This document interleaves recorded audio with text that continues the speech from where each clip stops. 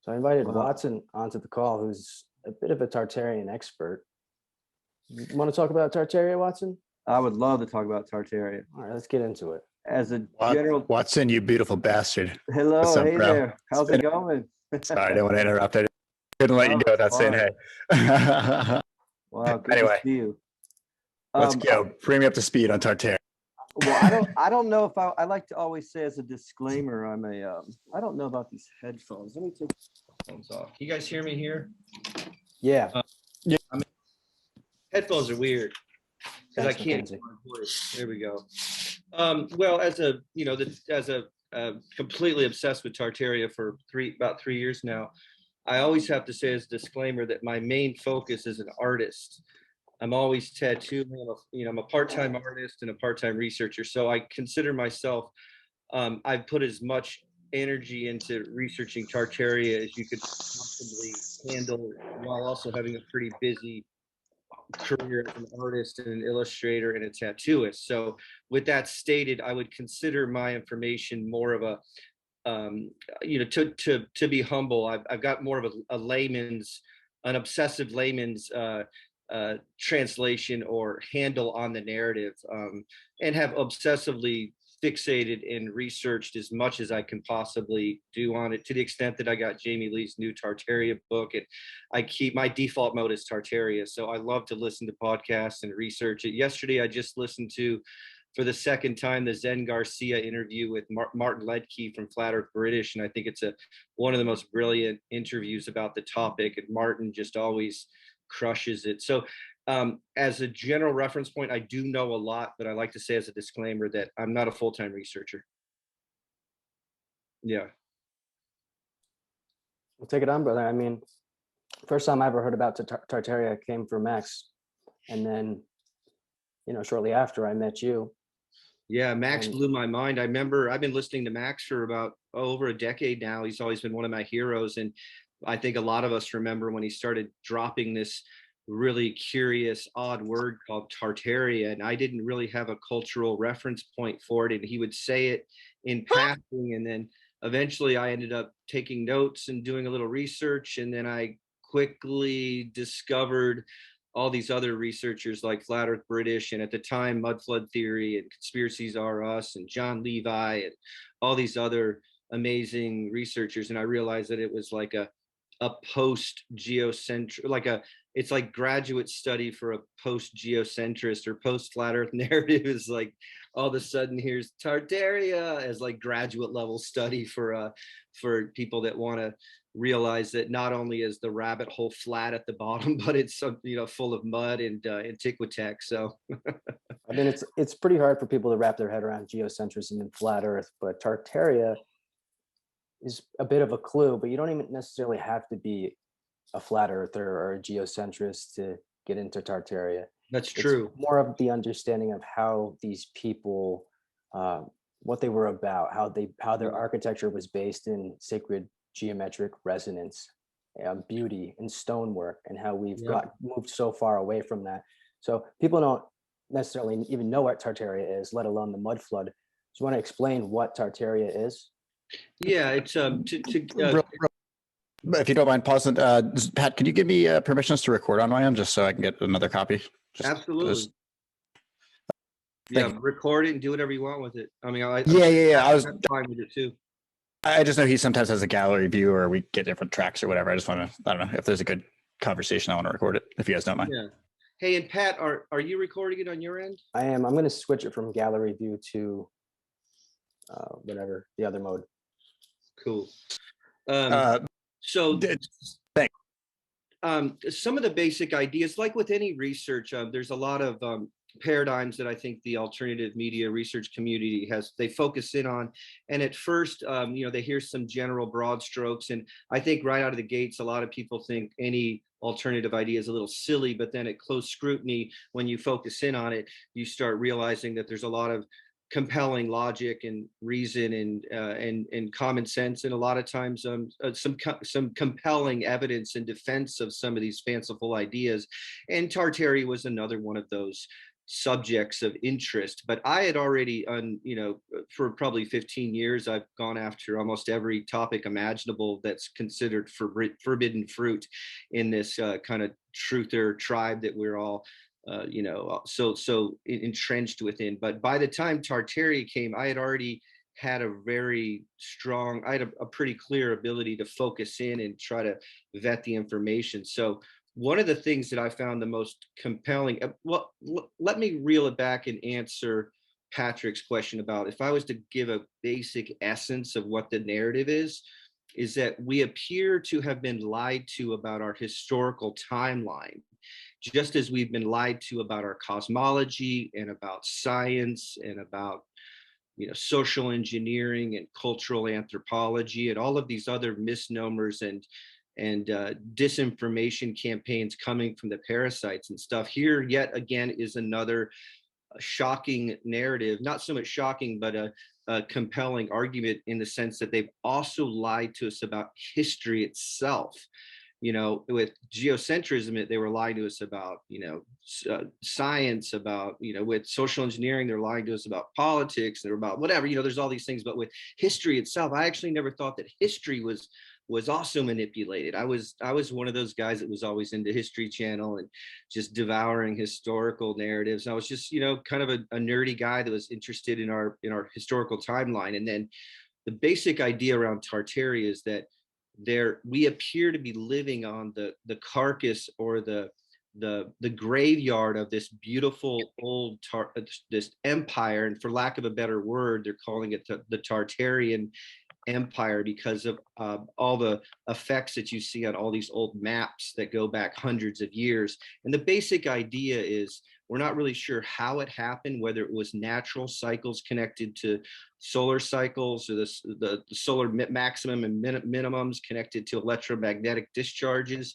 or whether it was a directed energy weapon that caused liquefaction. But the basic anomaly is that most of the Greco-Roman and old architecture that we thought that the Freemasons built were actually already there, and they all had this anomaly of being covered in a layer of mud, usually anywhere from 9 to 16 feet. And if you go into any historical district anywhere on the earth plane, particularly in the northern hemisphere, I tour up and down the East Coast a lot, and I always go into these towns, and I always go into the historical district because I look for Tartarian evidence.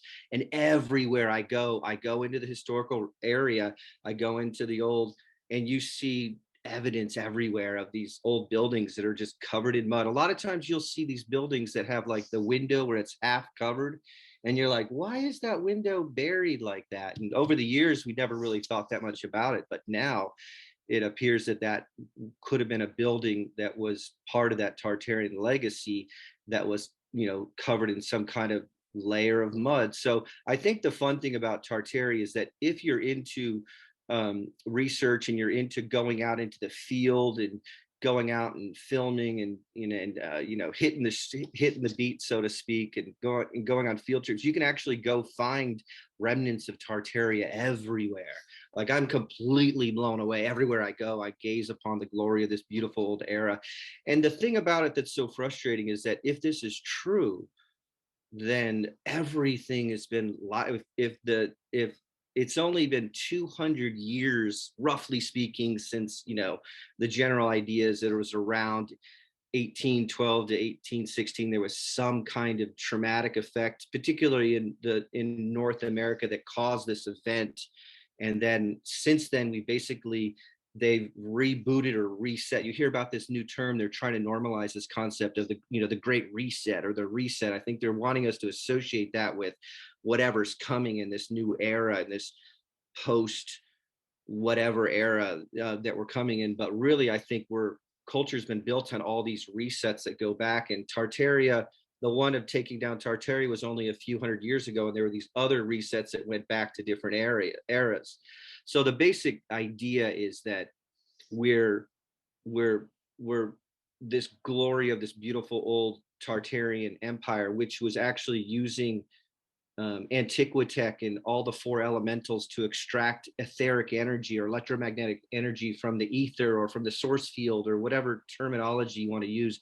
And they were having these resonant energetic buildings that were extracting energy from the ether, maybe healing us, and we were living for hundreds of years, and maybe we were breatharians. And there's a lot of talk now about these the era of the Zeppelins, that the Tartarians were actually flying all over the place via Zeppelins, and there's just all this phenomenal talk of this glorious empire that was using all kinds of technology to make these beautiful buildings. And it appeared to have been maybe arguably a true multicultural era based in sovereignty and freedom, and maybe true anarchy and logos and God's law, and relative peace and harmony for 1,000 years. Maybe the golden era was during that era, and then the dark ages are now, especially with the rise of artificial intelligence and the singularity coming, and all the creepy agendas coming at us from genetically modified foods and fake germ theory and COVID 1984 and all these other creepy agendas that have been assaulting us since these parasites took down Tartaria and have basically been lying to us and manipulating the human condition for up to 200 years or so. So one of the things that's exciting about this narrative, though, is that there appears to be an overwhelming amount of demonstrable proof that there was an era of free energy where you were able to use the elementals to create technology that was extracting energy from the ether, and there was this connection to nature and to logos and to divinity, or to the great riddle that was in harmony and it was in peace. And there's even talk of we were also walking amongst giants, and there's this enormous these huge buildings with unbelievably large doorways that were obviously maybe designed and built by giants and for giants, and we were in peace and harmony with them, and maybe we were all walking amongst each other. And ever since then, ever since the big takedown, we've all researched the Smithsonian Institution's takedown of that era. But anyway, that's the general ideas around it. And I could talk more at length and stuff, but I'd like to maybe have other people step in and ask some questions.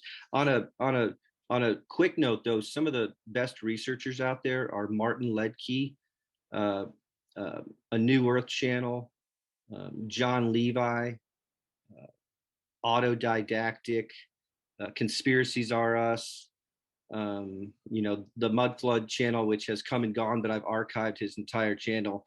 And there's just so many other ones. I mean, the Tartarian research community is absolutely exploded. It's completely beautiful.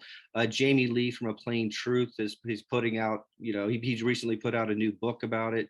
And it's just as almost big. It's just as big now as what happened in 2015 with the explosion of the geocentric narrative. And now we are 3 years into it, and I feel the same excitement. So Watson, last time we talked about this, you tried to sell me on it, and I'll be honest, I was pretty skeptical, and I have been pretty skeptical since then. Hopefully, can you guys hear me? Am I good volume wise? Yeah, we can hear you. Okay, cool. But I just saw this yesterday, and maybe you've already seen this, but let me share my screen real quick. Never mind, I can't do that. I may be able to, so let me I'll get that you sent me and I'll share my screen. So it's the cover of Henry Kissinger's book called World Order that came out in 2014. Have you seen this, Watson? I'm not sure. Okay, this is gonna blow your fucking mind if you haven't, or at least it blew my fucking mind. Yeah, pop it up. Let's see it. Yeah, I think Pat's about to share his.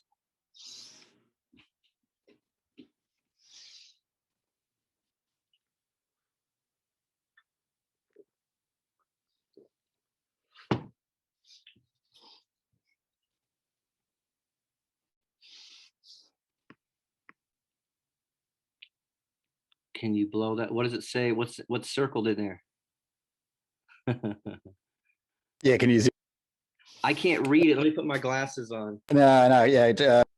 So if you can, Pat, can you bring that up a little bit? This is a good example of. This says Hyperborea. Yep. Okay. And then this says Tartaria right here. And then this shows a landmass at the North Pole, which was obviously named. And there is No If you look Antarctica. at the chat, I sent a direct link to that image if you want to like zoom in yourself, but it clearly says Tartaria and it's like a Henry Kissinger book, and that came out in 2014, and that kind of kicked my ass. I'm not gonna. Well, here we go. In dark magic, we have this concept called revelation of the method. And so here he is right there. He's presenting to you, so he's karmically free of the lie by showing you not only Tartaria, which they probably predicted that was going to be on the rise in this era, but also hiding the true, cosmology from us, especially the idea of Shambhala, Hyperborea, and the northern regions, which are arguably been completely occulted and hidden from us and taken out of the modern timeline. So yeah, there we go. Revelation, the method, hidden in plain sight. And I would say instead of world order, this is old world order is what it should be called, because what they're hiding from us is the old world. Everybody can see that okay? That's incredible. Yeah, if you can zoom in even more, it'd be cool. But it's all good, man. Yeah, it definitely, like, anybody can click those links I just posted in chat. But that was probably right on the front. It's just so astounding that it's like right above, like world order Tartaria. Like there you go. Literally, like Tartaria world order is basically what it's saying. Or Hyperborea Tartaria world order, which is basically what the world was up until arguably 200 years ago. Wow, that's shocking. Yeah, so that was like led more credo to it. I'll be completely honest than like almost anything else I've seen. I'm like, wait a minute, Kissinger's somehow, and I have no idea if he says anything about it in his book, but it's on the freaking cover for. Wow, why I haven't heard about this? I'm wondering if anyone else has discovered this. Is this? I saw it linked through Benny Wils's like Meme Monday show or whatever on Monday. So somebody sent it to him at least, and Benny Wills is like, I looked this up, I didn't believe it, but it's real. And I just verified it myself. Yeah. Well, and if they, I come to believe that they just manipulated and lied to us about everything. So if they deceived us about all these other narratives, then why wouldn't they, lie to us about our historical timeline? Especially when you take in Anatoly Fomenko's research, suggesting that 1,000 years of history was added to the timeline, and instead of being 2021, for instance, it's only 1021, since say that the era of Christ. So some pretty compelling research, and historians like Anatoly Fomenko and a lot of other people have opened up the floodgates of this Tartarian thing. So a lot of it's based in true academia, not quackademia, but true kind of alternative academia, especially with luminaries like Fomenko and some of the other Russian researchers that have helped open up this narrative. Not to make a total can of worms, but do you know of anybody that was looking into this stuff earlier than 2014, or is like definitely.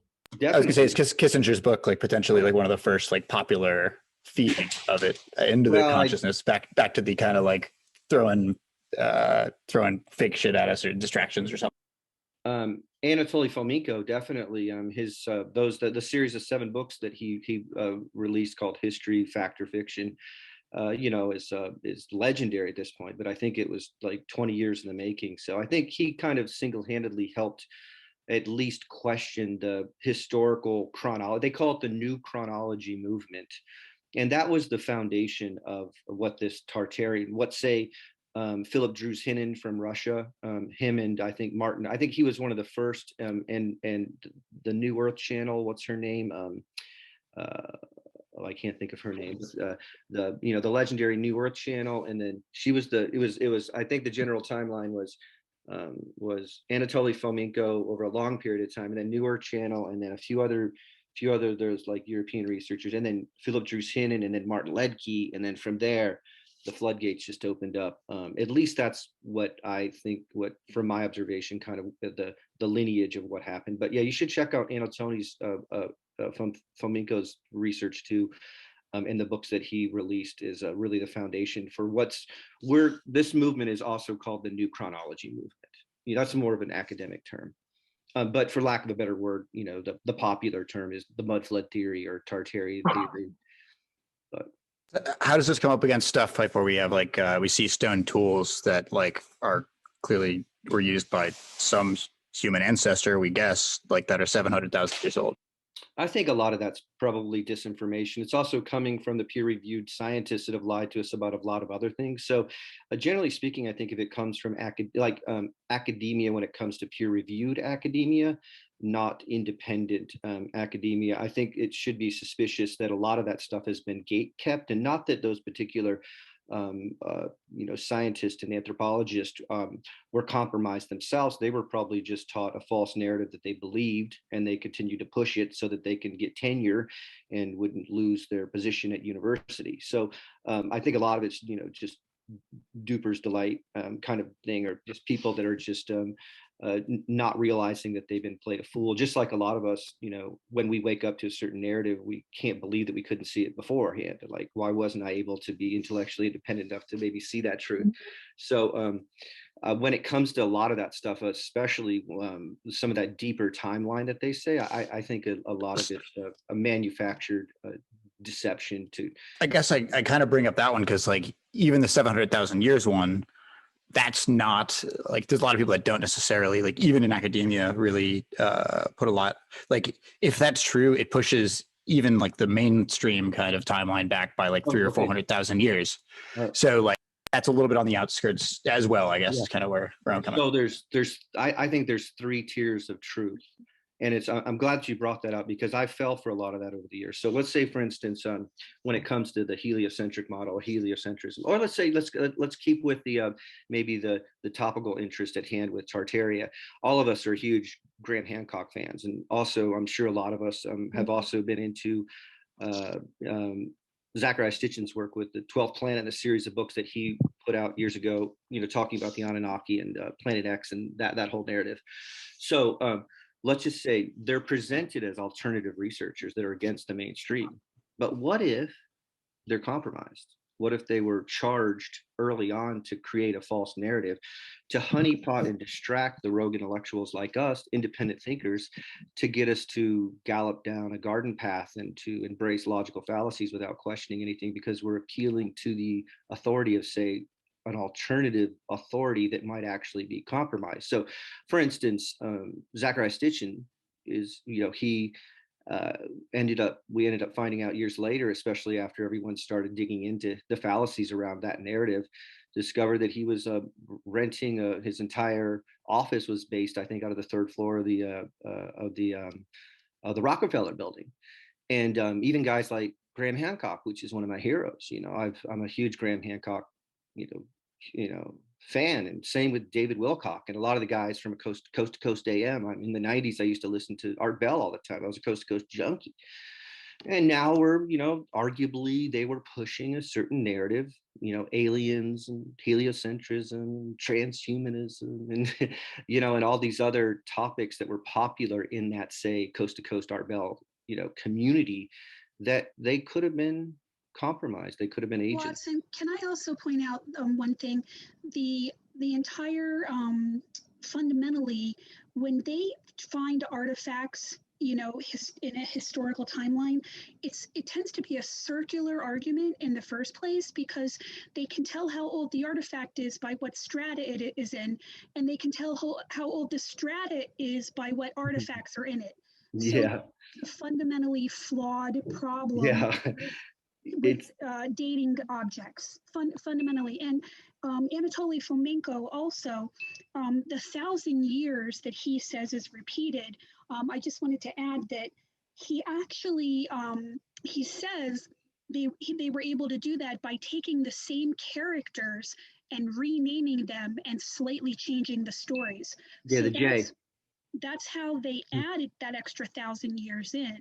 Yeah, the J for Jesus, they just said it was an I.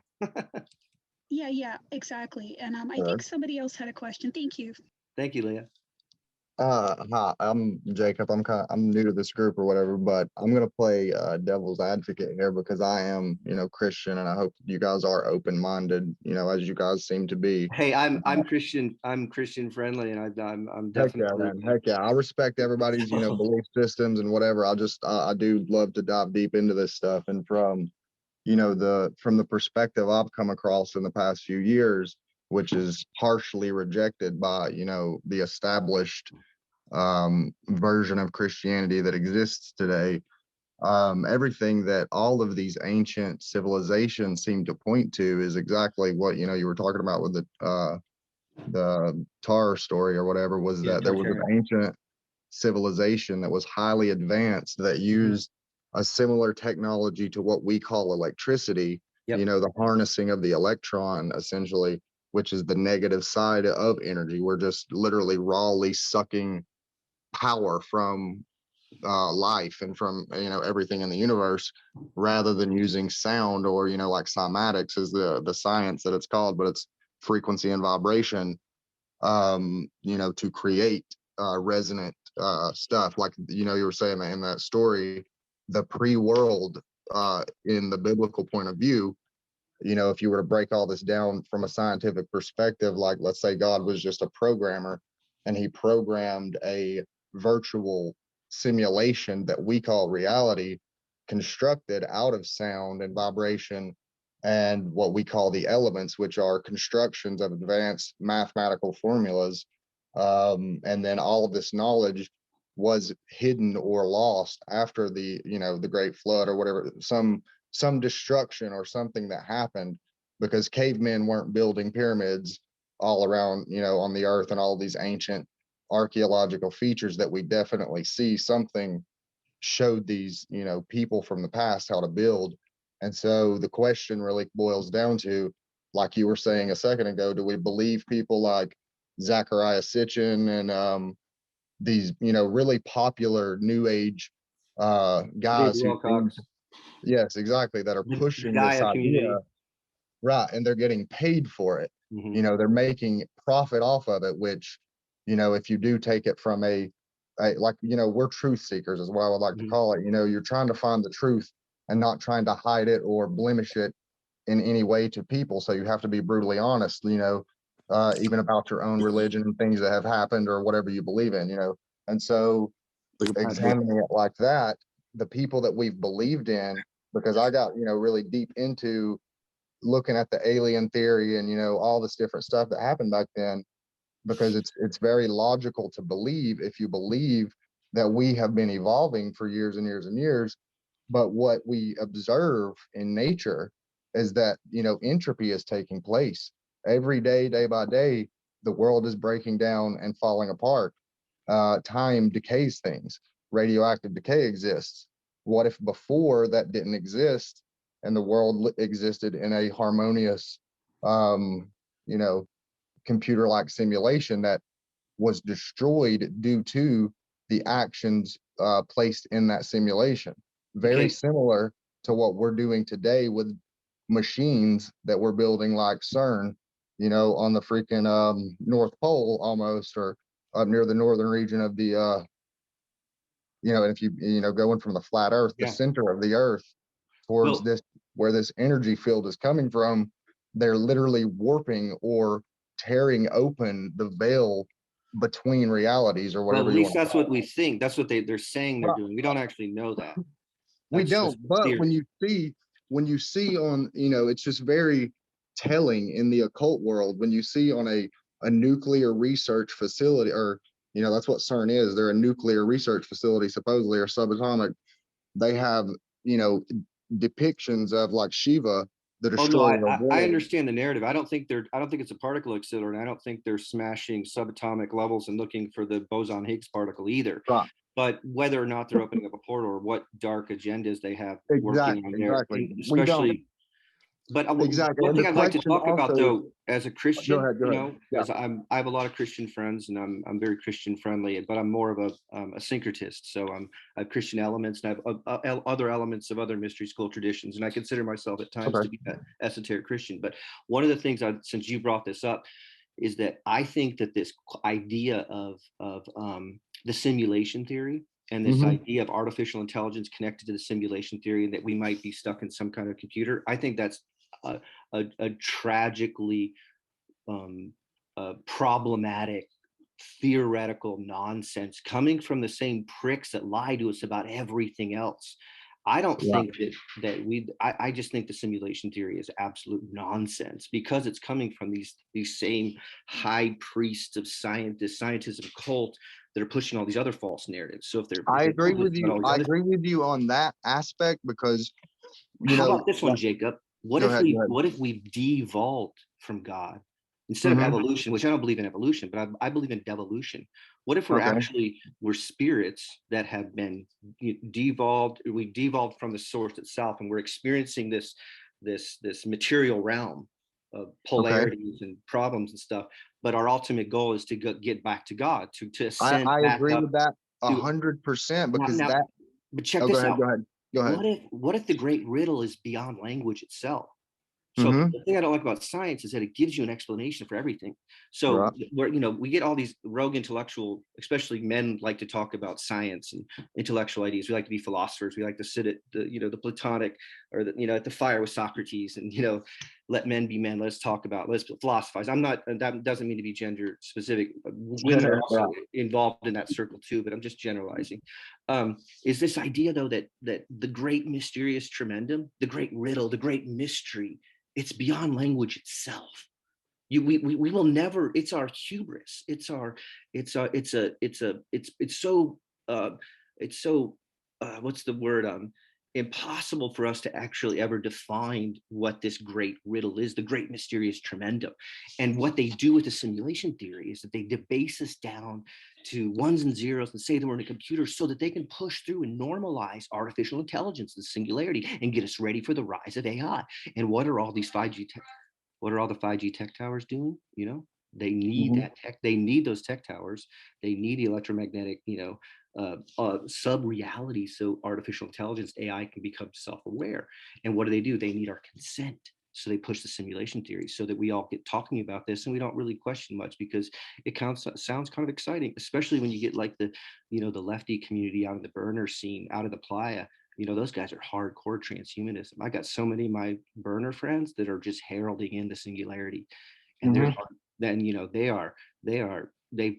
on the hero's journey, but they're heralding in all these agendas. So my sentiment to you, Jacob, though, and also somebody else who's also, like to at least, consider myself at times to be to have God in my heart, is that I think we need to ascend back to the great source itself. But we need to leave language at the proverbial gate, and I don't believe in this simulation theory. I think it's beyond all. On a closing note, to wrap that up, Mark Knight from Wakey Wakey fame, he's got this great quote where he says, "To revel in the mystery, to revel in the awe." You come to a point where you just stand back and you just revel. You're like, I'm in awe. I'm overwhelmed with joy. I'm bewildered, and that's the path of the mystic. Is to know when to stop. If I may, one of the lessons in the Kabbalion is that it's beyond the mind of man to try to figure that out. So don't even try it. Don't bother. You're wasting your time and keep moving on. Yep. But I would like to speak to the science that we're discussing about human beings. And we know about Zecharia Sitchin. He's talking about the Sumerian cuneiform and the story of the Sumerians, their mythology. How can the first culture actually have a mythology, first of all? But they're saying that the human race was a slave species. They were genetically engineered in order to do that. So now I understand that people are finding some flaws with Sitchin because they discovered he had some secret society alliances, etc. But I don't think we should throw the baby out with the bathwater. And if we corroborate that with the work of Lloyd Pye, if we look at, for example, Everything You Know Is Wrong, Lloyd Pye has deep studies about the hominids that walk the face of the earth now. And he points out that people who are scientists, geneticists who have heard his work and they've contacted him and said, yes, we have evidence. We've discovered that the human genome, the male and the female is from a hominid type of being, okay, different than the male, and we can clearly see that there is a gene in human beings where you can see the exact gene that was chemically altered, cut in half, and spliced back together. And that's one of the reasons humans have so many genetic defects. I could speak. Oh, go ahead. Whenever you get done, go ahead. No other creature has as many genetic defects as the human being because of that reason. So that I would say is evidence. But I want to say more about Genesis. Go ahead. No, go ahead. That's everything you're saying. I'm in agreement with. So thanks for bringing that up. And I agree as well. I was just going to say, from the perspective that I've tried to understand these things, looking at all of this stuff, you know, and like trying to say, you know, because back in high school, just from, you know, my past, like I grew up, you know, was in foster care, moved in with my uncle, and then he kind of like didn't force me into being a Christian, but he, you know, really tried to motivate me and encourage me. So in my head, I was like, all right, I'm really just going to try this. So I read the Bible, and a lot of the stuff in it, I was like, holy crap, this is, you know, some crazy stuff. I don't really understand it. And I asked him questions about it, and he would just give me basic religious answers. And I was like, oh man, that's not really what I'm, you know, I'm in high school learning about freaking chemistry and biology and all this different other stuff. And I'm asking you serious questions. And it just wasn't stuff that was really able to really make me believe scientifically in the Bible. But either way, I still believed in it. And then later at a certain point, I started learning about a lot of these different things that were going on. And, eventually I hit the point of, obviously, you know, the Nephilim story of what happened back in Genesis or whatever. And if anybody is not aware of that or whatever, it's just that in Genesis chapter 6, you know, and also I'm going to throw a really insane theory here that I don't know if you guys have ever even heard it being in one of these kind of groups or not, but from a scientific perspective, you have something that's called morphic resonance, right? Yeah. And that is something that shows that, you know, there are things that are born, there are things that can be added to your code, your genetic code through the world, through circumstance that you weren't born with. And therefore, if you just think of mankind and all living beings, everything in nature as a program, a living program, you know, and I don't believe in simulation theory, don't get me wrong, I don't believe in that or push that, but I do believe with the way it's explained, because that's how computers are designed, is exactly how nature operates. And that's what quantum mechanics is moving towards, and what quantum computers is doing. It's mimicking human DNA, living, or not just human DNA, living DNA. It's and it will true. be, but it's artificial intelligence. It's not divine intelligence. Exactly. Artificial intelligence will be that's the governing problem. body. Right. But and I don't want to go into artificial intelligence. I'm just talking about way back in the early years, what happened on Earth to cause us to get to where we are today. And I found it very unique in the book of Enoch that when, you know, Enoch was born to his father, Lamech, when Lamech walks into, and just a quick note from the evolutionary field, they tell you that the first hominid and the first man evolved in, you know, Africa. And so that most likely meant they were black. Historically speaking, was Enoch's mother Zillah? I believe so, or that may have been the sister or something like that. She has an honorable mention. But when Enoch is born, though, Lamech, or not when Enoch was born, when Noah, you know, which was Enoch's grandson, 2 generations down, and the one where the world was, you know, allegedly destroyed, when he was born in the book of Enoch, Lamech comes in and sees him, and it's a very strange story. You know, you got to read it for yourself. But one of the key points I took away from it was, he said that my son's skin was diverse and unlike man's. It was white as snow, and his eyes were like, you know, he described a white colored child, and that scared him, because he said he looked like the children of the angels, which, if the Nephilim was true, and that story was indeed, you know, angels are interdimensional beings that are from the non-physical or quantum world, that are able to materialize into this world and manipulate it, that back in those days, all free-willed beings were able to do as they pleased. They were doing this on Earth. Noah was born as a literal, and this, understand this, 2 black people can, or, you know, I hate saying black people, but dark-skinned people can have a white-skinned person. It's an albino. 2 white-skinned people can't have a black child because the DNA is not there. It's missing. You can if it's in the very far past. It's called an avarism, where the DNA, you know, pops up out of nowhere. And I believe that is the trace element of the true human that is still a part of the original source code that was originally created, because devolving would say that we have been losing code over time. And if you really think about that, all of the extinct species that used to exist, that used to that used to give, for example, we breathe out oxygen and the trees take it in, and I mean we breathe out CO2 and reverse. All of the extinct species that used to exist no longer contribute to this environment that sustains life. Therefore, we as living beings, our very genetics, what they call evolution, is actually mutation through survivalism, and that is what you would call microevolution, adaptation to the surroundings. However, it's always, you have to give up or lose and change the source code, which is a mutation, and not any new code being added. And that is not evolution, because nothing new can ever be gained if you take A through Z and just mess the letters up. You're not adding new ones. You're making stuff from things that are broken. And that's what we observe.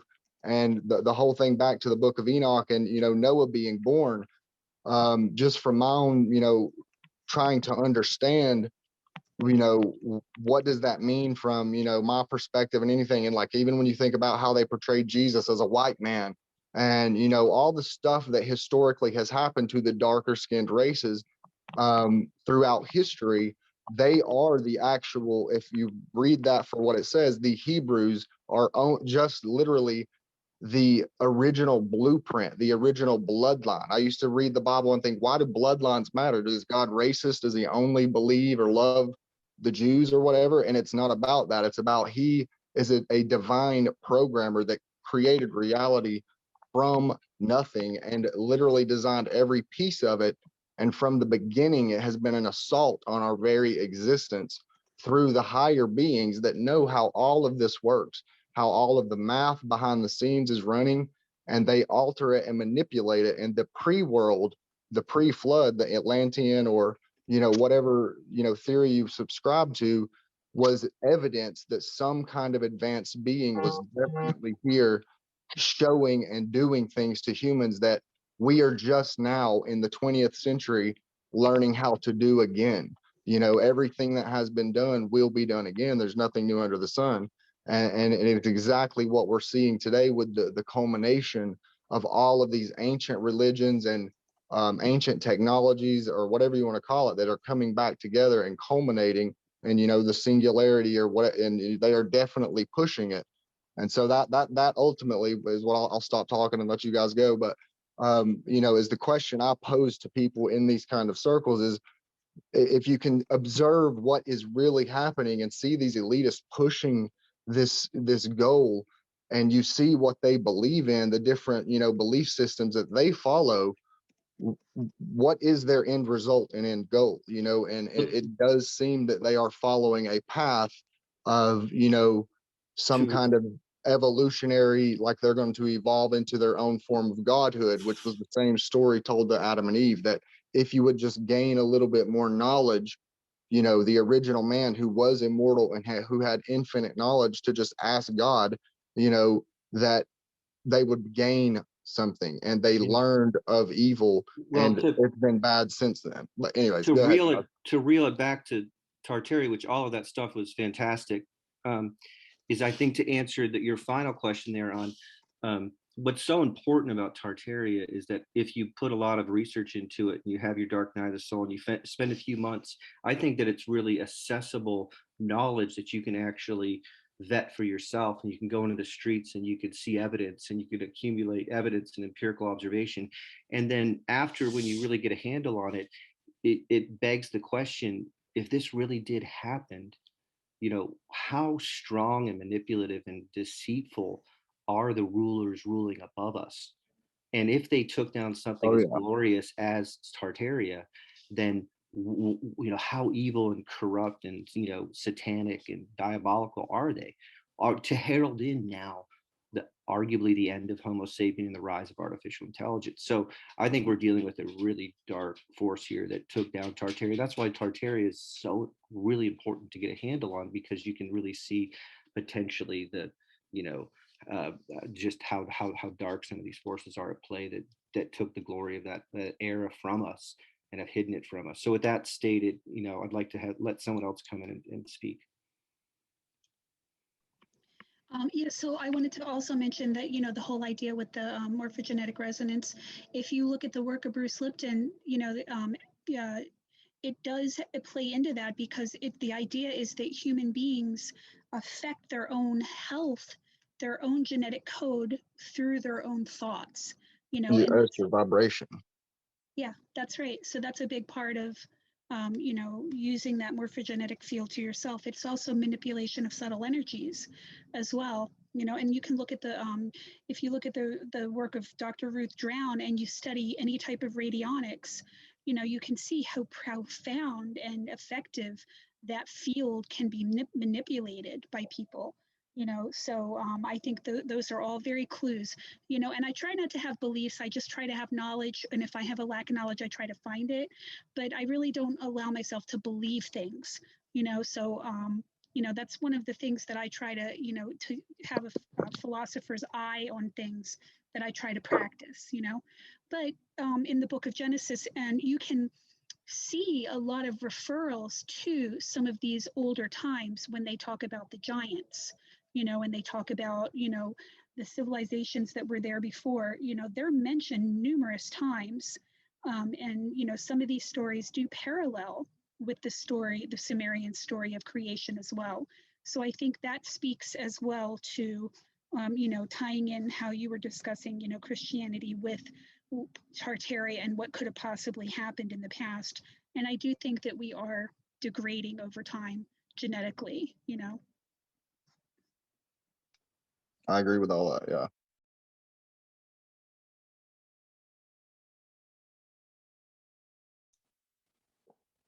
Watson, can you quickly jump back to what you were talking about with the I and the J? Oh yeah, it's real simple. Let me just pop this thing up over here. So the idea behind it, can you see me? Yes. Yeah, cool. Is that the J is, they think, basically for Jesus, and that throughout the historical narrative, Anatoly Fomenko was able to see that there was for roughly 1,000 years, that J was basically read as a one. So instead of it being, since, like say, 2021, since the beginning, it would be like, actually you couldn't use it with the two, but like anything for that 1,000-year reign. So like 1650 would actually be 650, and the one would actually look like a J. So you look at it, it's real strange. It doesn't look like a one. You could find examples of the one everywhere else. Makes a ton of sense to me, because so, studying alphanumeric numerology and looking at the alphabet in the lowercase, the I and the J are the only ones with dots, and they happen to be the 9th and the 10th letter. So that's 9 and 10, or 1 in numerology, which is 91. And to touch on what AI is, A is the first letter, and I is the 9th letter, which is 19, which is like COVID-19, and yeah, you're good at that stuff. The reason that the 9 and the 10, or the 9 and 11 are so important is because of the base 10 system, 0 through 9. So you have this evolution of this tier system, like moving into another dimension when you move from 9 to 10, and then that placeholder on the 1 of the 9 and the 10 becomes 911. So they use this number, the sequence of 19 and AI and 911, to essentially put a spell on people. Yeah. And that's why 911, I mean, obviously was, an inside job, but these numbers and the 11s for the towers, I wish Floey was here, because, he's a master. That's, diving deep into 911 numerology and, yeah, all that gematria stuff. Yeah. Yeah, the gematria I stuff. found that fascinating that you were talking about because it makes so much sense to me. And everything is designed with this puzzle of alphanumerology. One of the things that, when we were at that Anarchadelphia conference in Philadelphia, a number of us, I kind of did a last minute, I called it the Tardelphia tour, or the Tardelphia mud flood tour, or whatever, where I walked around and I, was showcasing some of the evidence there. And there was some overwhelming evidence in downtown Philadelphia. But one of the things that was amazing was this idea that stunning City Hall building when you go into the interior of it, where it has the really tall structure that goes up into the sky, in the center part of it, they have 4 pillars for all the 4 different continents, and they have like a Aryan couple with Aryan progeny. They have African, Mayan, and Asian, all these different regions of the earth plane, all in harmony, holding up the pillars of heaven. The era was in unity. It was peace. It was sovereignty. Everybody got along. It was a time of logos and love and care for all beings. I think it was actually really like a golden era. They talk about the golden era, is now, and the dark ages were then, but everything's topsy-turvy. It's been flipped. It's perverted. It's dark magic. They invert everything. So that was actually the golden era up until 200 years ago. And now we're living in the dark ages. I mean, literally the dark ages. If you think about all the creepy agendas afoot, all the social engineering, manipulation, the fake hippie movements, genetically modified foods, this, that, and this, go down the list.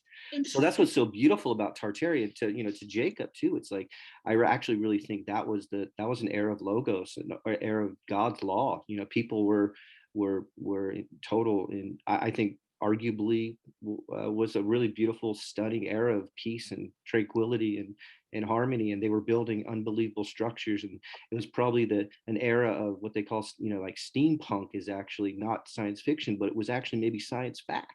They were riding around in zeppelins and stuff, and they had all kinds of cool etheric technology and cool steampunk like style and Victorian. Everyone looked great, and everyone was flying around in cool, I don't know, it's like I really think that was like when I look back as an artist and a poet, I imagine how amazing it must have been just a few hundred years ago to walk the streets of these Tartarian cities, and to go from city to city, or from different parts of the plane, traveling in these huge zeppelins. And that just would have been such a magical time. And that's why I think that when you compare and contrast Tartaria next to now, this era, this is literally the dark ages compared to that era. Hey Watson, I want to touch on a few of the things that you and Pat said that links into what you're saying.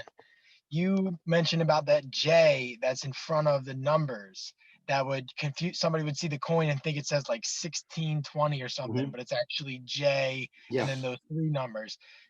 And then the one guy in here earlier was also a Christian, and I saw a theory recently about the link between Christianity and the Tartarian world, that potentially in the Bible it says that the kingdom of Jesus or whatever after the second coming is supposed to last for 1,000 years. Yeah. So like, all right, cool. Well, I've heard it. Yeah. Stunning. You know what I'm talking about? Oh yeah. What do you think about that whole theory? Huh? What do you think about that whole theory? What I think about what? What do you think about that whole theory? Basically, the concept of Tartaria is the millennial kingdom from the Bible, the second coming happening shortly after Jesus' resurrection, and we're actually in Babylon after all of this. Absolutely. And I think it makes sense. I think it makes sense. So it's like a matrix, like repeating itself. Absolutely, it's cyclical. Like the like what Max talks about a lot is this cyclical human extermination, or the great cult. And then if you watch John Levi, he talks about like these towers of Babel that were, towers built of stone that were huge megaliths, the size of, 20 times the size of the biggest building now. And then you can see evidence of them being like liquefied by some sort of technology that just destroyed the entire earth at one point. Polarized them. Yeah, the Tartaria research is the most fascinating, phenomenal thing you can get. It's my default mode. I study a lot of things. I'm really into all kinds, but Tartaria is just like, I love it. I can't get enough of it. Plus, it connects me to spirit and to soul and to God. I mean, after getting into the whole geocentrism, I was blown away in the fact that I was gazing up at some ancient sky clock, and this beautiful transcendental, metaphysical sky clock was rotating above me, and I was like, man, this is the rise of the postmodern mystic mystic's path is to gaze upon our true cosmology, and then the other one is to gaze upon our true historical timeline, and to as the philosopher mystic too, is to postulate and ponder on some of these, how beautiful and amazing this, you know, this Tartaria era, this 1,000-year reign of Christ, this era of Logos, this golden era, how beautiful was it? You know, and it gives me hope, you know, that it'll come again, and that we need to stay centered in heart and community and love and tribe, and we need to lift each other up and be here for each other, and you know that we're going to ascend back to God and get reincarnated back for another good battlefront on the front lines, as we hope to reclaim this realm again, and you know, and Are you allow saying the rise of Logos to come back? that's the Tartar theory, or that's part of that theory? What's the question? Like that basically the end of the world in our timeline is the beginning of the reincarnated new world, and it like recycles like that? No, well, I think the general idea is that maybe that 1,000-year reign of Tartaria was an era, like the era of Logos or Christ consciousness, or maybe that's some of the, you know, tenets you would associate with like the esoteric Christian path. You know, that was an era of that rising up in the culture for 1,000 years, and now it's been, you know, taken from us, and now we have moral relativism and, you know, satanic tenets. Okay, you know? okay, I got what you're saying. Yeah. So it was like a state of mind that was lost. Yeah. Hey, Carmen, where did you hear that reference? I heard it from 2 or 3 different places. What do you remember where you heard that from? Dude, I saw this documentary, and I'm gonna, after I say this real quick, I'll try to find it on my YouTube search history.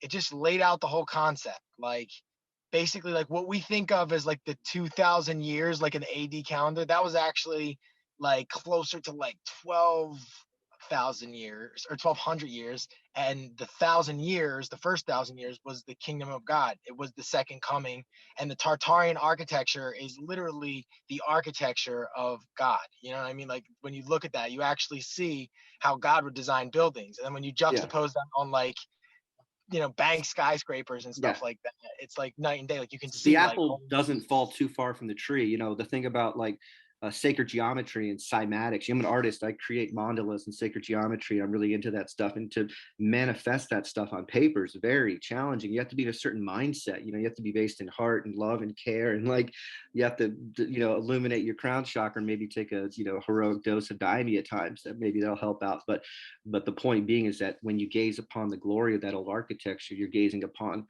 the, you know, the hand of God. You know, and especially with the artwork and the music and the cymatics and the resonant frequency and the antiquitech. So you're absolutely right.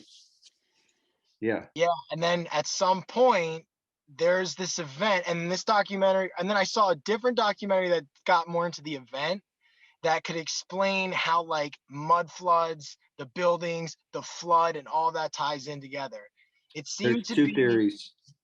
Oh, there's 2? All right, cool. Well, the one that documentary proposed was that there was an extreme heat that caused like a lot of whatever bricks that they used to expand and get all crazy. They basically got like viscous and heat expanded from this thing. Some of them melted completely, which would be like a mudslide, and that's where you would get like this, like the burying of the buildings. Like big buildings would melt over the smaller ones, Yeah. and then maybe as like a defense mechanism. I mean, in geocentrism, a lot of flat earthers believe above the firmament is water. Mm-hmm. So if it ever got like too hot down here and you had to like turn the sprinkler system on, like God would essentially have a fail safe to keep the whole earth from being destroyed. So if there is a flood, immediately as this like plasma heat, like apocalypse is happening, then in the middle of all of this like melty, topsy-turvy expansiveness, you just get this wave of water that just crashes and instantly freezes everything, just like tempering. Mm-hmm. And that's where you have things like the Grand Canyon, where it's like mostly like a landslide, but then there's like, you know, towers in it, or there's like bridges in the middle of Sedona. Yeah, looks like old melted buildings. Yeah, Yeah, by maybe a 5G plasma attack. Yeah, exactly. Like maybe that's what 5G actually is ultimately. That's like another thing that like ties and all that. That's what I'm afraid of, the 5G, and why I'm not heralding in this era very comfortably, because they could be setting ourselves up for another, you know, reset or culling using the technology, you know. So I have a Scary, couple things scary to to think add about. I have a couple things to add to those ideas, if Go ahead. that's okay. Absolutely. Okay. Hey, so how do you pronounce your name? Is it Leah or Leah? it's Leah. Leah. Okay. Yeah. Go ahead. Okay. So first of all, I wanted to say that Ross Ben kills the Philadelphia research on that this architecture. So if anybody wants to check that out, he's got a couple books about it, and it's incredible. He goes through, the esoteric meaning of the architecture and the way that it's structured in Philadelphia. He's from Philadelphia, and he was at all the Free Your Minds. So his then, name is Ross Ben. I remember meeting him. Yeah. And then I made a discovery that I want to share. So when I was watching this presentation by Dr. Don Easterbrook about global warming, it's called Dr. Don Easterbrook Dispels the Global Warming Myth, and he's actually giving a presentation to a Senate panel. Well, anyway, he goes through the ice core, and he discovers that about 1,000 years ago, it was much hotter than it is now. So when is that? That's around, the year 1000, or a little, give or take. Okay. And if you look at it, like much hotter, like the climate was much, much, much hotter than it is now all the time. And there was a severe drop in climate, I guess around like somewhere between 1000 and 1200, And if you look at all of the statues from these old eras, what are they wearing? They're wearing togas or nothing. Look at all the Egyptian hieroglyphs. What are they wearing? Loincloths. And where is everybody living? They're all living underground or on top of mountains. Like, look at, all of the mountaintop Mayan cities, and, look under the pyramids or cities underground. It was so hot, people lived underground or on top of things, but they're all depicted wearing these like togas everywhere because it was so hot. And that correlates with the ice core record.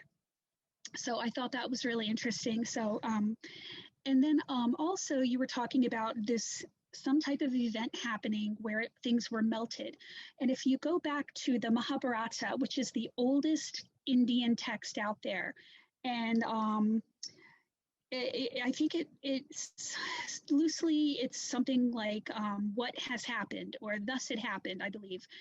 Well, the story in the Mahabharata is a story of a battle between people who have spaceships and lasers with people on the earth. And the story is basically one group of beings came and saved the humans from another group of beings, and they were all using spaceships and high technology. Like, that's the oldest story, Indian story that exists, and I also would like to, I think that the tech is not gone.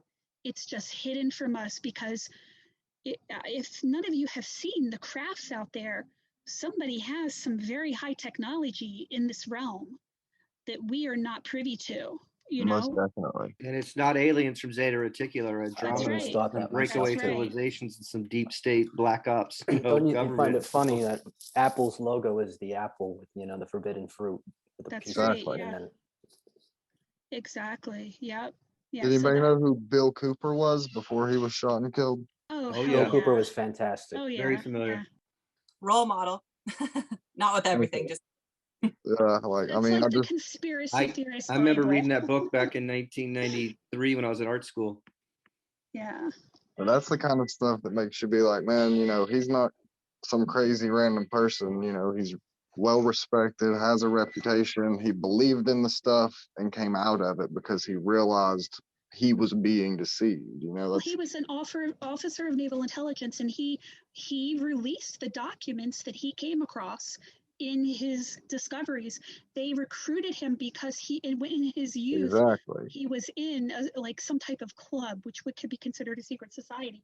But it was some benign club, but they recruited him because of that. And he talked about Osama bin Laden, running airplanes into the Twin Towers, like that was going to be what they said. And he was targeted for basically to make him pump up the alien belief, and then he realized that's what was happening. He was being deceived to make up this idea or to help the public, essentially with I don't know whatever they call it, but with disclosure. And he was trying to pump that belief for a while until he realized that he was being led to believe that. But his original story of seeing a USO, an unidentified submerged object, I don't know if you the original part, but where he said he was out in the ocean and saw a freaking UFO like ship pop up and then just submerge into the water as the water just moved out of the way, like there was an electronic field around it. And then a few minutes later, some of his crew was up there with him, witnessed it come back up. They all got debriefed, and he got a promotion after that, handling highly classified documents talking about how we had made treaties with aliens, and there's all these different things that are going on in the the shadow government. It might also be hidden Tartarian tech, because now that we have this Tartarian narrative, we can look back at the fact that they've had that's exactly what it is. That's why CERN, the most advanced piece, in my opinion, one of the most advanced pieces of technology on the earth. If you look in Baghdad, look at a Google image of, or not Baghdad, but over in Iraq, where ancient Sumeria was, in that area, there is an exact gigantic crater that looks eerily similar to what could happen if, let's say in this Tartarian style world, in the ancient world, everything was greater, more plush, everything was more pure and more harmonious. And whatever we were building back then, because we were taught how to build it, literally caused a self-destruction on the ecosystem. And we literally do live in that wasteland. Now in our future, we have, dug up all of these secrets and are rebuilding the exact same things that destroyed their world. And we are being misled by these creatures. Our elites are smoking DMT and doing, freaking psychedelic drugs and saying, oh, we've met these beings. They're teaching us technology, yada, yada, yada. But the misnomer, though, is to say that the same assholes that are building CERN are the same guys that built these beautiful temple structures and these Tartarian masterpieces, which they're not. They're completely different people. I think the entire Earth back in that pre-world had knowledge, so it wasn't like that was just crazy knowledge. They were all intelligent and had this kind of stuff. That's why you see evidence of it all over the world. It was, it wasn't like we had to learn knowledge, which is the narrative that was taught to us. If we were born smart as a race, as a created race, an application, a program that was only not programmed with knowledge of, evil or negative things that would change the literal fabric of reality, if ever even known about by a physical race, because that's the way the mathematics work. That he, from the angle I try to look at it, is like he created angels to exist and function as like the kind of like the background processes that keep all of this functioning. And in the very beginning, when Lucifer, this higher created being, viewed mankind as a fleshly, physical object that doesn't even realize its value, when the original attack has always been against our DNA, or what makes us a human, because he was told that one day through this bloodline, a savior would be born that would destroy the very thing that he tried to do, which was use the system that God had created, this mathematical masterpiece, against mankind through things like the laws of attraction and things. How, it seems like rich people just keep getting rich because they're doing these weird, bad things. But how is karma real if good people are getting hurt and bad people are getting rich? And I think the topic should be, the next one maybe we should bring up, is unnatural law, and the idea to contrast that next to moral relativism. Because I think what we really need to delineate is the fact that the parasites ruling over us right now are moral relativists, and they're perverting God's law and natural law. And really, maybe reel it back to Tartaria, is that maybe they were based in natural law and practiced the non-aggression principle and did not harm any sentient being on any level, spiritually, psychologically, mentally, et cetera, et cetera. They were probably vegetarians and breatharians, so I agree with that, man. I totally agree. I think the line in the sand needs to be like, do you practice natural law, or are you a moral relativist? So the parasites ruling over us now, the people pushing, the 5G, artificial intelligence, germ theory, heliocentrism, fake hippie movement, these are all, arguably, for lack of a better word, Satanist or moral relativists. They're only in it for themselves. But if you're based in natural law or God's law, and you're practicing harmony and care and love and community and tribe and compassion and care for all humans, then you're going to manifest something like the Tartarian legacy, which is these beautiful cymatic, etheric, buildings that were there to heal us and to harmonize us with Logos and love and God, and the great riddle. Have you ever heard of Karl Monk? No. Karl Monk. Oh gosh. Okay. So Karl Monk, if you look at the work of Karl Monk, he takes the Great Pyramid of Giza and he uses it as the prime meridian.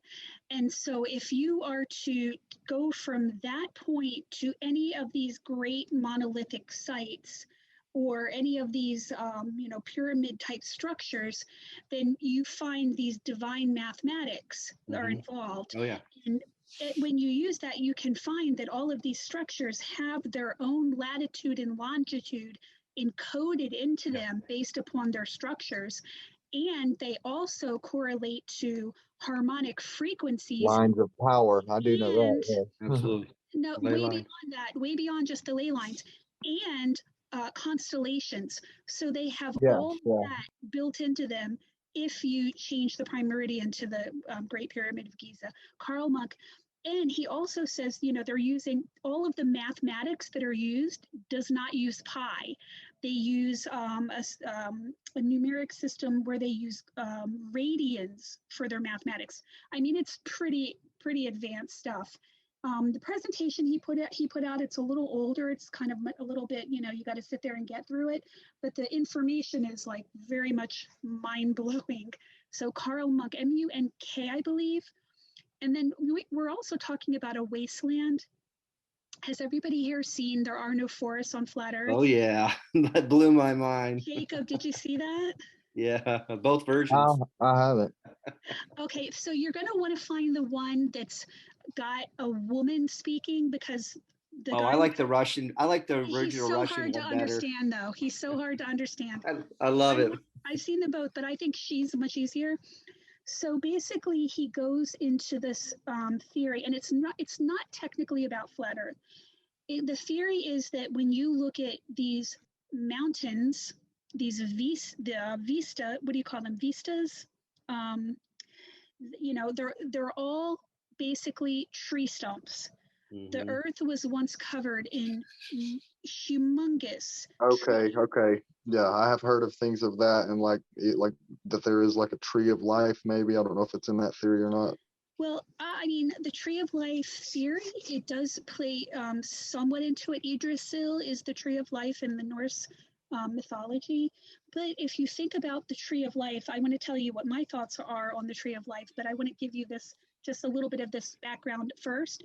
So basically the Grand Canyon, all of these canyons, they're all strip mines. Basically we're living in a strip mined wasteland where all of the trees were cut down. And if you were to think about how much water was in the actual living trees when they were gone, like that would explain why we have this layer of cities on all of the coastal regions that are now underground. That's personally one observation that I'm making. But Yggdrasil, okay, so this is really something I've been thinking about lately. So if all of these organic materials, the trees and mushrooms and beings were all petrified into what we know as rock now, and everything that we use, every single thing you're touching, every single thing you're looking at, your phone, pick up your phone. These are modified rocks. That's all they are. Modified rocks that harness electrons, right? But if all rocks are essentially made of trees, then everything we have and everything we are is based upon trees, and we're people of the trees. We're kind of primates who our native territory, our native environment is trees. you know. So that's kind of some musings that I've been thinking of lately, that, you know, your computer is literally made out of a tree. You know, your phone is made out of a tree. What you think is a stone, you know, was really once a tree. So the tree of life, you know, that's kind of my take on it currently. And, I got you you. I know, got you. those are my observations. That's not anybody out there. What do you think about oil, or, you know, bio? Yeah. The stuff that we use to power this world is literally the, you know, degraded material, the squished living organic material. If it was an ancient world that was, if it was, there was a flood, a massive flood that destroyed the world and squished, you know, it would literally cause hydraulic sorting all over the earth, which is what we see. We see layering, but it's not perfect. There is not, you know, exact layers all over the place. And why do we see fossils in different layers? Why do we see fossils on tops of mountains that are from the ocean? You know, some of these things, and then also on top of that, water never changes. It only goes up and comes down. Where did it all come from? And so the only few answers there are is from space or from inside the earth, from what it's made of. And it almost seems like there is stuff in the earth and in the firmament, like it somebody was saying earlier, that it's actually, you know, a layer of water or something else out there, and we actually live in a, you know, a misty version of water. I've heard that as well. We are beings made out of water, 70 something whatever percent, that are vibrating at, you know, X amount of however much frequency per second, literally manifesting every second that we exist through sound and vibration. And I'd mentioned this in the comments earlier, but Dr. Leonard Horowitz, you guys were talking about how everything that we know is, you know, directly reverse of what, you know, that what they've been teaching is the direct opposite. Dr. Leonard Horowitz is a, like, I think a Harvard graduate or something like that. He studied AIDS and Ebola, and eventually came to the conclusion, you know, obviously that the conspiracies are real and stuff, and then went on to do a lot of studies about Nikola Tesla and frequency, sound, vibration, and also through the Hebrew teachings, because I do believe he is Jewish. It talks a lot about sound and stuff in the Kabbalah and different things, and, you know, the way nature works. But he came to the conclusion through his research that the English language, derived from Latin, you know, and other different languages, is literally the reverse of the harmonic sound waves that we're supposed to be saying.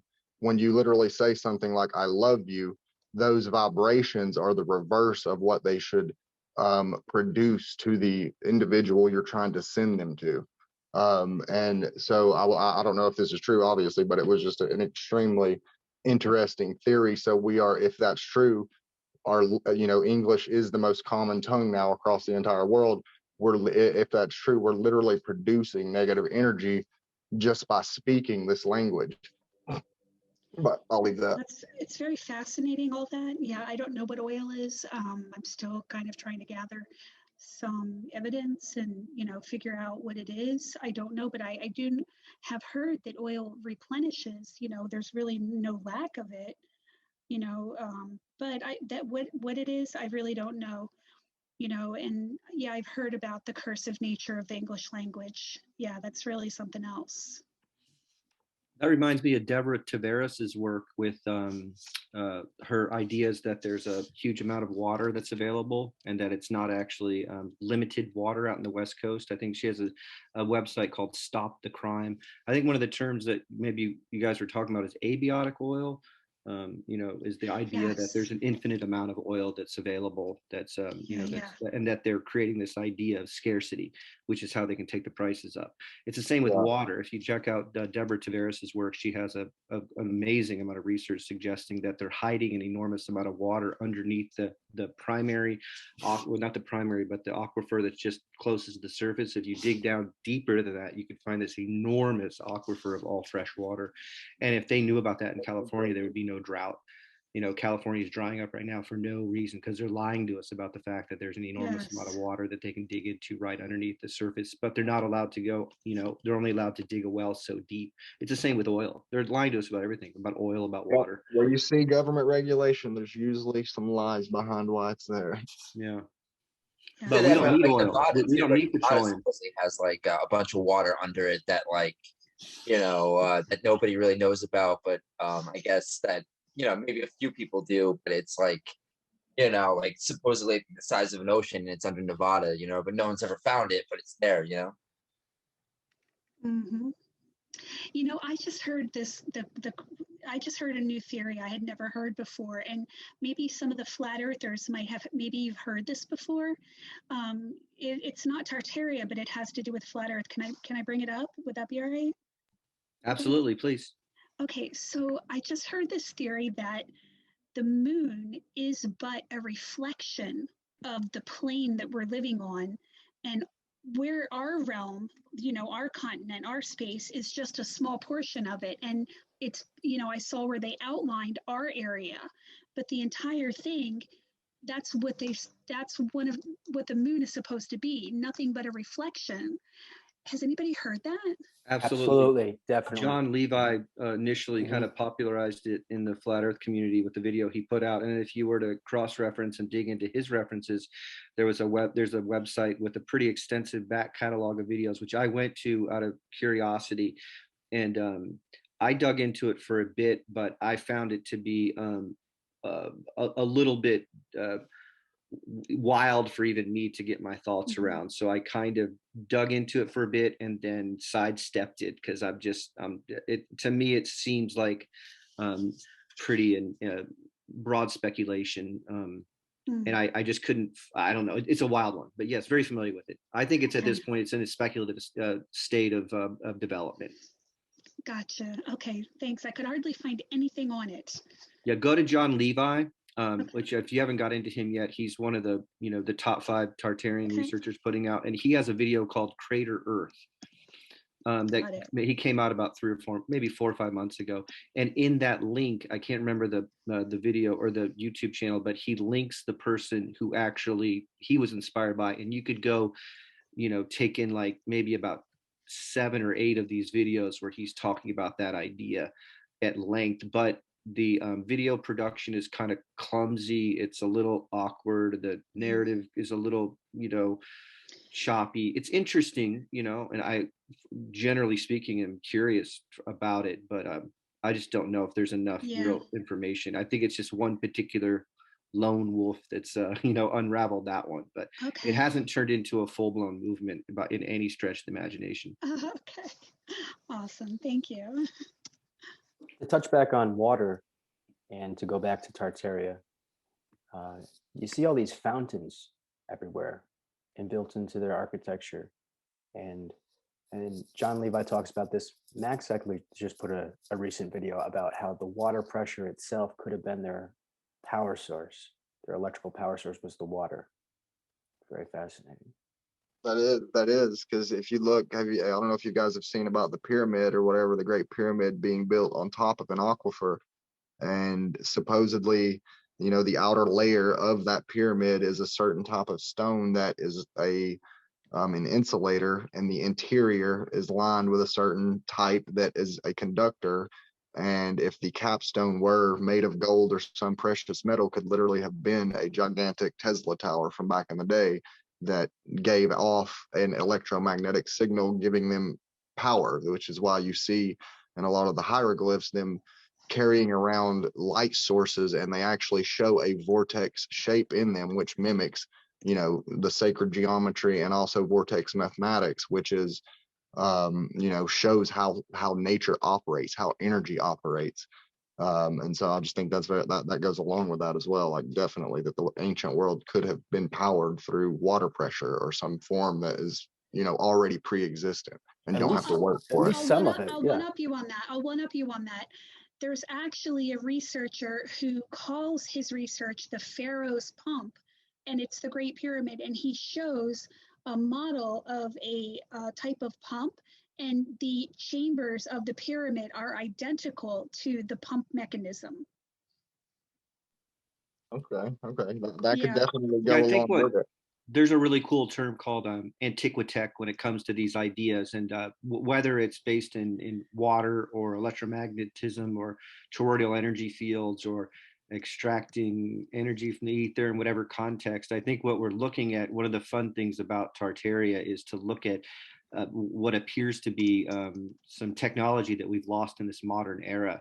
And like Max Egan has talked a lot about over the years, I think it's a subtopic of Tartaria that's really quite fascinating, is this idea of antiquitech and being able to have a different relationship and idea to technology and to creating energy without using, say, petroleum or gas or fracking or some of the more destructive things that we use in this postmodern quagmire that we're in. So I think that that Tartarian era was using energy that was based in maybe the non-aggression principle to nature itself. Man, I love the way you put every bit of that, because I think about this stuff constantly. Like, for like if I asked everybody in here to give me the definition of what is electricity, like I'm sure we would get all kind of different answers, because we use energy in such a base way in the way that we use it in all of civilization today, when we can see through certain scientists that have been silenced that there is a way to use and harness energy in a harmonic way that seems to have been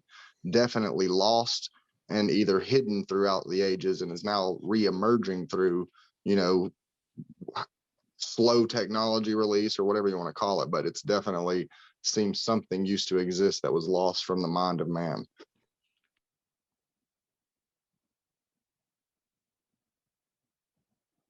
Yeah, the fascia, I was reading about how the fascia, why are they using fascia as the symbol of the ultimate power? And I was reading about how the fascia was actually a type of electromagnetic weapon. It would propel, I don't know whether it be bullet or a metal rod or something through magnetism, so it was plasma. Like a plasma. Okay. Plasma discharge through the fasciche. Oh, okay. That's crazy. Electromagnetism. Yeah, so it was an electromagnetic weapon. Yeah, exactly. So that's why it's the symbol of ultimate power,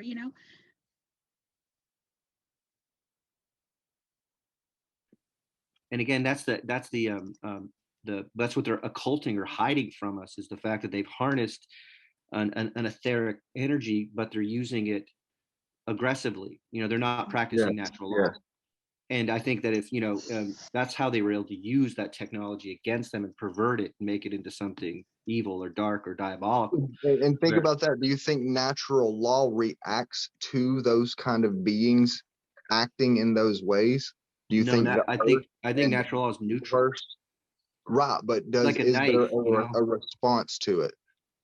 Like karmically, maybe? Yeah, almost like karmically, like since these things are occurring in reality or in our vibrational state, or however you would want to put it, is it literally forcing the math to do certain things, if you want to put it like that? I would describe it as working somewhat similar to the elegant machine that you were describing that God created.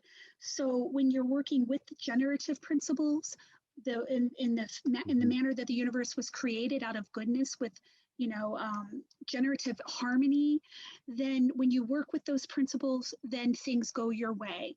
Yes. When you work against them, you create chaos and disorder. So when you are, violating other people's rights and you are hurting other people's, and you're, using this energy to hurt other beings, you're going to have some type of consequence, because the machine is built that way. The conscious machine is built that way. Their ripple effect will go out into the universe. It's like a substrate written into the fabric of the universe, like gravity. Exactly. Yeah. So, that's how you affect it. It's not an interventional God who reaches his hand down and says, you're bad. So, That's exactly. Remember I said earlier, I read the Bible in high school, and I used to think, man, God was so mean sometimes. He was like doing all of these negative things. But when I became older and started looking back at this stuff after learning a lot of this, I was like, what if that's not like, when it says, and God did this or God did that, what if that was just literally the machine that he created and knew that's exactly how these numbers would play out?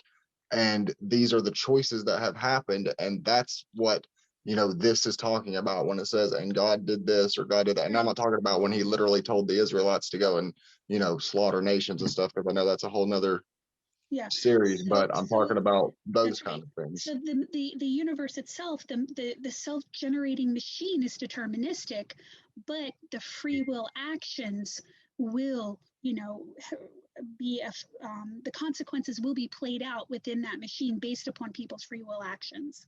They will have an effect. They will have consequences, because that machine exists. Does the tar theory speak on this at all? Like what it was, There's really no evidence for that. I mean, nobody has really uncovered any type of literature about their society. Like a lot of people think the Greek and the Greek texts and things like that are basically remnants of Tartaria, and the same thing for ancient classical Rome.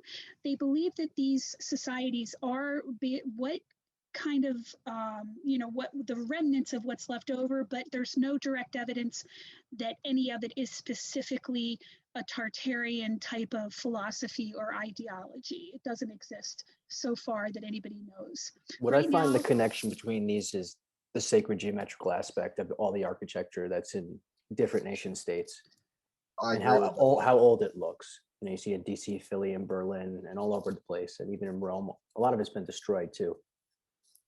Where it all seems to be built by the same people and possibly moved into. Well, if you look at math, like it's the language of the universe, it's like they were speaking a language that we're just now learning in our day, because we're learning through computation and advanced mathematics and all these advanced theories about different things. We are, learning about the stuff that, if what we're saying is true, they already knew something about. They had very, not just knew a little bit about, but had an entire civilization constructed based off of this knowledge. Yeah, and it's the harmonic resonance of spirit. That's what sacred geometry is. I built an animation called the Luciferium. It has nothing to do with Lucifer. It's more about like the serum or the spectrum of light. And it's all about Genesis. That's what I learned in Genesis. Okay. It's the unfolding or the manifestation of matter from source, which is basically, from a coordinate to the flower of life in the hyperdimensional realm. And everything exists within this mathematical pattern.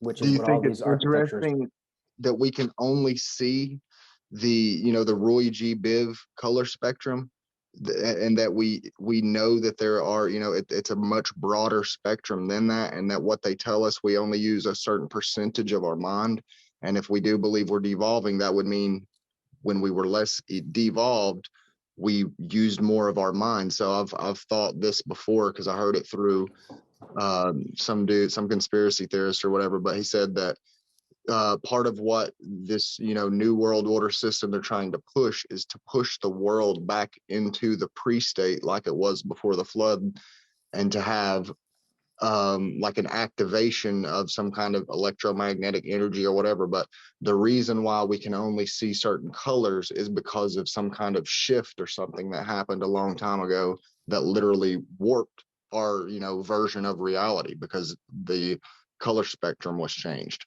You had mentioned DMT earlier, and I don't know if you were giving it sort of a negative connotation because you associated it with these. No, not at all. Not at all. I was just saying that people have used it in a negative way I've smoked a substantial amount of DMT, and I can't really explain what I've seen, but I can't describe these colors that I've seen there.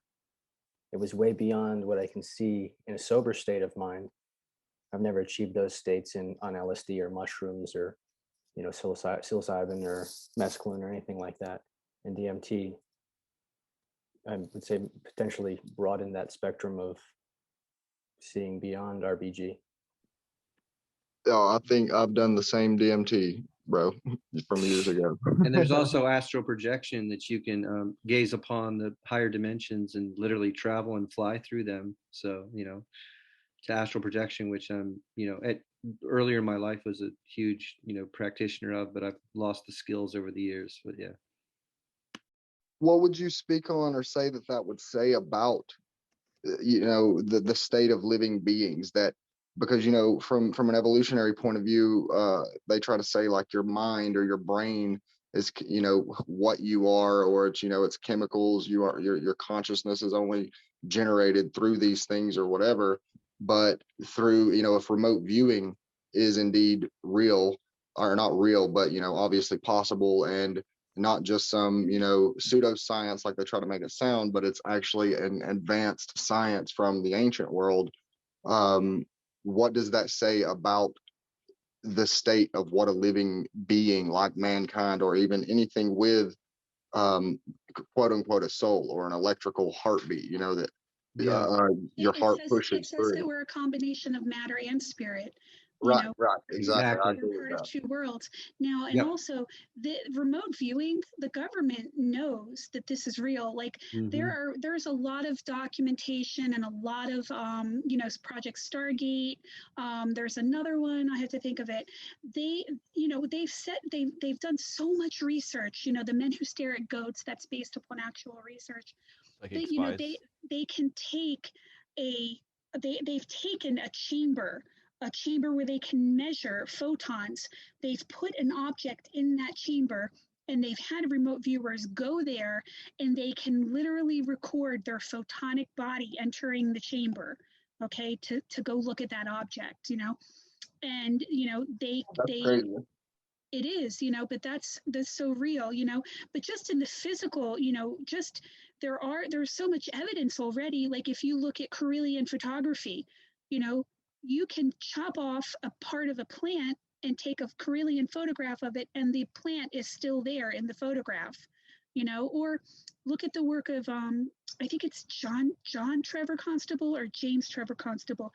He does photography, and he has captured all of these things, in his photography. I think he's using what do they call it with the red light photography? What is that called again?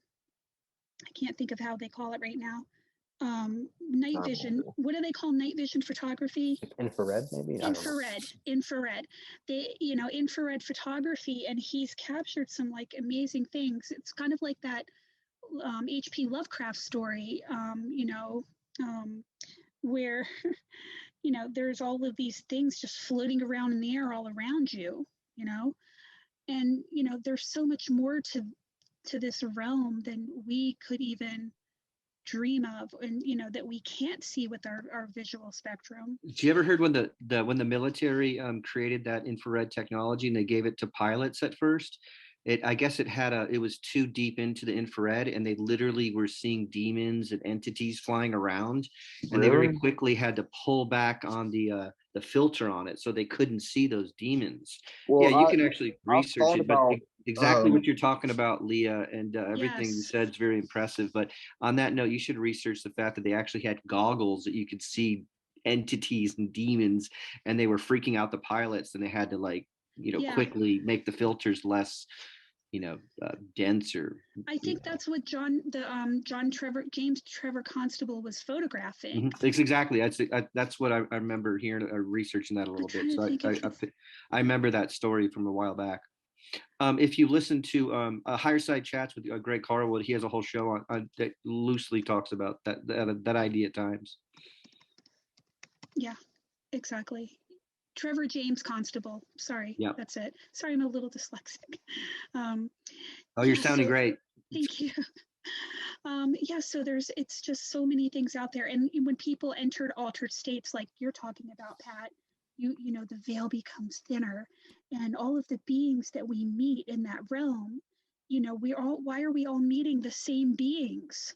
We're all meeting the same archetypal beings. The Shiva, the elf, the totem, we're all meeting the same creatures. Why are we so, arrogant to think that they're any less real than we are? Right, and that begs the question too. I ask this all the time to my friends that do participate in doing higher dimensional drugs, because I used to want to actually, from even a Christian perspective, like asking God, like, should I do this, like to try to learn what it is, or like see what it really is, and all these different things. And I came to my own conclusion that I think that for my own self or whatever, that you're messing with a realm that obviously we do not understand with our current, state of what we've been taught about reality, and what we are observing unilaterally across the world through multiple users of this stuff, is that there are higher dimensional beings that exist in these states of consciousness or whatever you want to call it, and they are intelligent beings, and they're not on some other planet, they're layered on top of this reality. And so I also then beg the question, if they are intelligent and they have always existed there, why have they not made themselves known to humanity throughout the ages? And if you do look back at through the ages, you do see this ancient civilization that used to worship these kind of beings that called themselves gods, that supposedly came from this dimension. And that's why, me personally, one of the reasons, the signal flags that I do kind of believe in Christianity a lot for, is that what the ancient world taught was that these, what we call aliens in the future, were the gods of yesteryear. And they are, if from even the Christian perspective, aliens, because they are foreigners, which is what the word alien means. They are foreign to this dimension. They are not born, they were not created, made of matter, but they came into or added to this equation without being told to, went against their command functions, and literally broke the system. And they had free will. I used to think about this all the time. Why, if demons are real, because I was, I always question all this stuff, like, why, what are they doing, or why can't I see them, or what's going on, and this and that and whatever. And there's just so many. Because you think about it like this. This is what people talk about, the archons, who are the genies, and this is what the elite, powerful people, this is who they're giving their rituals to. Look at bombing Iraq, shock and awe.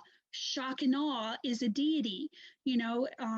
All of the cities are built with geometry that gives homage to these deities. So who's who's saying that they didn't originate here also, just because we don't see them, and just because they're not everywhere around us all the time, they're there, you know what I mean? So I don't know. I definitely believe there's something here around us, and it seems like the powerful people of the world seem to have greater access to them as well.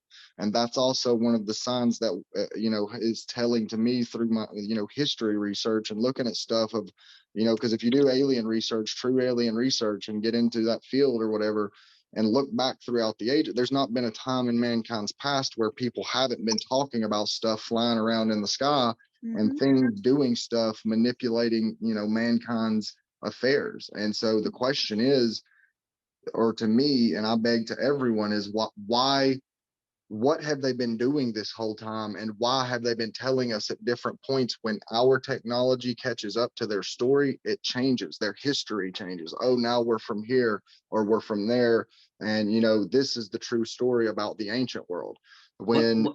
Oh, go ahead. Well, one thing I'd like to say, because there's a lot going on that you're talking about, and everything you're saying is really interesting. And this is also kind of connected to Leah's response to some of your stuff and to Pat's initial inquiry on this. But one of the things I think that's powerful about this sacred entheogen psychedelic realm, in part, is that you do allow yourself to have a rites of passage that's been taken from us in this modern world. We don't have our spirit quest into the wilderness. We don't have our dark night of the soul. We don't go out into the top of the mountain and spend the night and take a heroic dose of mushrooms and gaze upon the great riddle and come back and tell our stories. That's been taken from us. So I think one of the powerful things about reclaiming that lineage, that spiritual lineage, is that you rise up in your kind of your spiritual warrior ethos, and you go into that realm. And if you're based in love and care and logos and truth, and you don't allow the darkness over your temple body, just like you don't allow the vampire over your door sill, they can only come into your body temple if you allow them. I've done ayahuasca quite a bit, you know, and recently I did it a few months ago, and for 2 nights in a row, I had 100% Kundalini experience because I did not allow the darkness to come anywhere close to me. I laughed at it in the face. I looked at it and said, "You're not welcome. I do not consent." The proverbial no, thanks to Mark's teachings. And it couldn't get anywhere near me. And I was a full-blown awakened Christ consciousness, Kundalini flowing. I was in total blissed out mode for both nights. It was phenomenal. And I think that's what the great lesson is with the psychedelic and theogen realm, done in the right context, not out on the playa, the hero's journey with some dark satanic social engineered agendas trying to, you know, cause you know, chaos and destruction in your life, but, you know, true sacred connection with love and God and divinity and friendship and community and tribe. You can have a really powerful experience. So I would charge you, in the right context, to look at it as a warrior ethos and to go into that realm, you know, with the shield of God up and the shield of truth and light radiating from you, and you'll be blown away how you can gaze upon the darkness and it can't touch you. And it's in that realm that you realize that you bring that into the waking world, into the great, you know, realm of this world, and you realize that every moment is that choice, that free will to choose, you know, to not allow the darkness to come into your realm, to not consent with any agendas, to dismantle germ theory, to dismantle all these other fallacies that we're having to deal with, to gaze upon Tartaria as, you know, and to research it and try to find truth in all these different cool and interesting narratives that this whole community has been unraveling for decades. So I'm a pro psychedelic theogen, you know, psychonaut in the right context, with the right intention, with the right people. And, you know, Patrick and I definitely have, you know, shared stories about that realm, but I don't do it too often. But when I do it, it's really beautiful and powerful. So I would suggest at the right time, Jacob, you know, maybe you can find a kindred group of people to, you know, to guide you into that realm. But when you do go into it, you know, just be based in your heart, and the darkness those demons can't get to you, brother. Well, they can't even get anywhere near you. I'll tell you this is my own personal story, because I've tried DMT twice, and it is through, you know, through the mindset, like you were saying, like try to go into it with, you know, kind of like I tried to go into it with an understanding that, like, if God wants me to do this, or if that's what I should do, you know, or if he's okay with this, and, you know, or whatever, you know, that, and, you know, that I was, you know, I guess prayerful or whatever, like trying to do like what you were saying, I guess, but not thinking about it like that, like keep the bad stuff out and allowing him to show me the truth, basically. That's the way I tried to go into it. And whenever, you know, right whenever I did the stuff or whatever, like, I mean, I'm talking about, it felt like either warfare was going on in my mind or something. I don't know. There was some kind of like swords or something. It sounded like hitting each other. I think the problem is that you appealed to God to guide you when you should have appealed to yourself to be your own guide. In that realm, you know, God is, you know, the creator's there, divinity's there, logos is there, your friends are there, love is there, but you're actually there alone. And when I go into it, I actually come up with a mantra I say over to myself. I am made of light and love and care. Darkness is not welcome. And I repeat the mantra over and over and over the entire time as I'm laughing and giggling, as I'm brimming with light and love and care, because that's my mantra. That's my shield. So I think at times, you know, you have to not lean on God too much, and you need to lean on yourself and realize that you've got the power within you to rise up and to resonate with, you know, with the power of Christ within you, or the power of God within you, right, and to go into it. So I think maybe where you failed in that was to lean too much on him to protect you, when you should have just been there I was going to yourself. say that happened for like the first 20 or 30 seconds, but I jumped up, walked outside and looked at the sky, and like just peace hit me. And like, I mean, Nature is the great healer. right, like, I Always don't do know what it was, psychedelics in but nature. yeah, like that's the part that I can't explain, you know, Yeah. like I don't know how to explain that, but it was like, Nature. you know, the stuff you're talking about, like it was just, I was like, I mean, I just saw the sky and was like, I mean, Yeah. literally my heart dropped. I was like, what? Nature is a big it just brings all that love and care. Yeah. You overflowed with the healing vibration from nature. So I just wanted to step in there and mention that that take on on that realm. And I think that everything that everyone's talking about is fantastic. I'm loving everyone's narrative. And I need to step out really quick and grab some coffee. I'll be back in a few minutes, so I'll jump in a bit. But really enjoying the narrative that everyone's sharing. Thank you for the night. Heck yeah, man. It was good to meet you, and I appreciate all of you guys for letting me Yeah, talk. I'll be back in 10 minutes or so. Yeah, cool. I mean, while we're on the subject of DMT, I'll just quickly explain what I've learned from it. And it allowed me to differentiate between spirit or source and what God is. And it allowed me to understand the resonance of sacred geometry and what God really is. And it's this three-phase mathematical fractal that basically creates a tier. It's actually like a fourth dimensional structure that is the word God. If you look at a tier, the center of the bottom of the sphere would make this G and this O, and it comes up to the point, and then it makes this D, and it connects back to its center. And the best representation of what's out there, like a symbolic representation of this, is the what is it called? The G clef. The G clef that's at the beginning of the string of chords. So I just found that very fascinating, is that these hyperdimensional creatures that are at a higher fractal tier than us, they explain to me that I am my own God here. And there are probably these other creatures that exist in a lower vibration, a lower fractal dimension that we do, that maybe they have some sort of whatever it may be, their tool as a psychedelic, whatever it may be, where they can learn from us. And we don't know how to interact with them, the same as we don't know how to interact with these hyperdimensional beings, but we're all connected, and it all starts at source, and we just move through these tiers and these lower dimensions until, I don't know, whatever's at the lowest end of the, whatever's next on the third dimensional realm or whatever. But you should definitely check out the animation that I created, Luciferium. It's actually heavily shadow banned on YouTube. You can search Luciferium Pat Leach and it just doesn't even come up. So I'll send you the link directly. Don't be turned off by the name, because it's all about God, the word God, love, sacred geometry, spirit. And it's basically what I learned from this space. And that's to be true to yourself, as hard as that might be at times. Right. And to treat yourself like God, love yourself like God, because you are essentially a God, and you're of spirit. These gods come from spirit.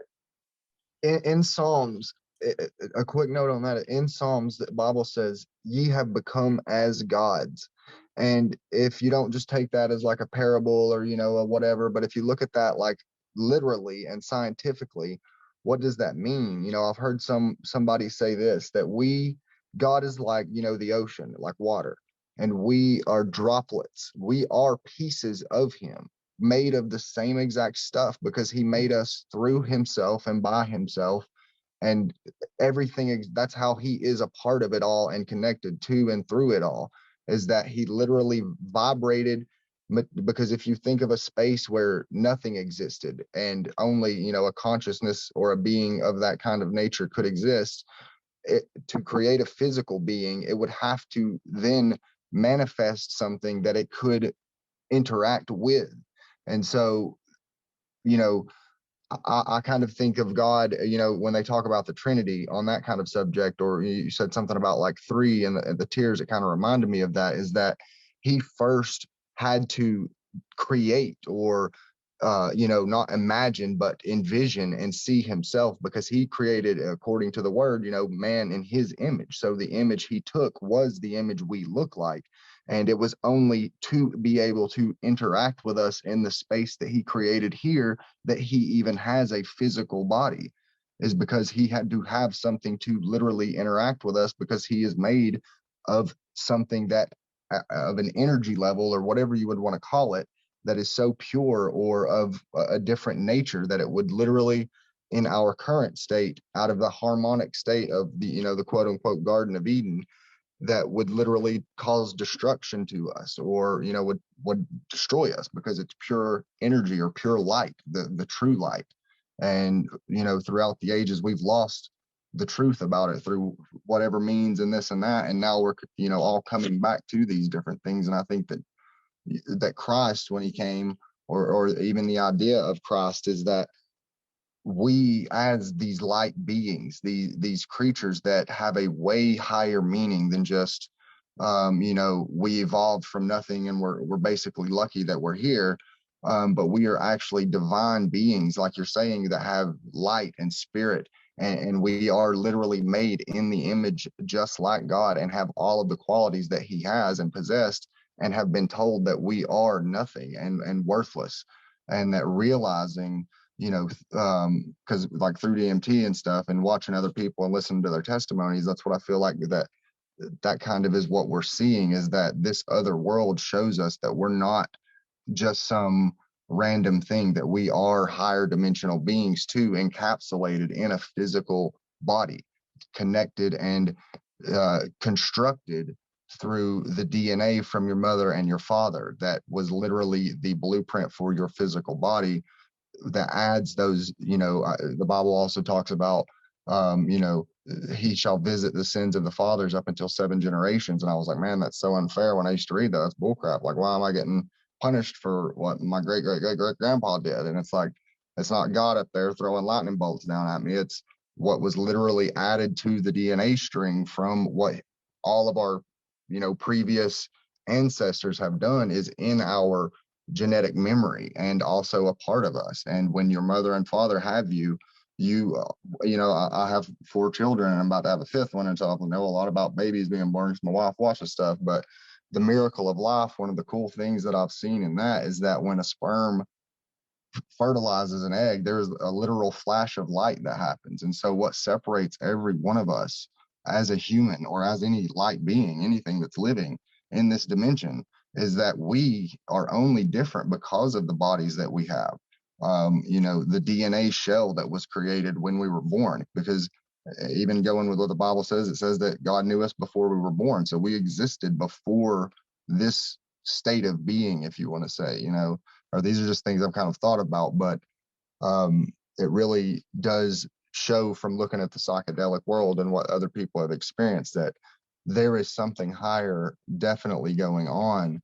And there are things out there that are aware of that. There are entities that are aware of it. There are people in high places that are aware of it.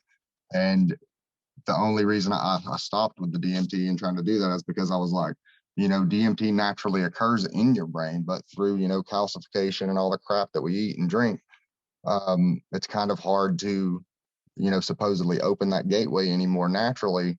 But I think, or I believe, personally, this is a personal belief here, but is that God, through the ancient prophets back in the Old Testament, they were always dreaming or having visions.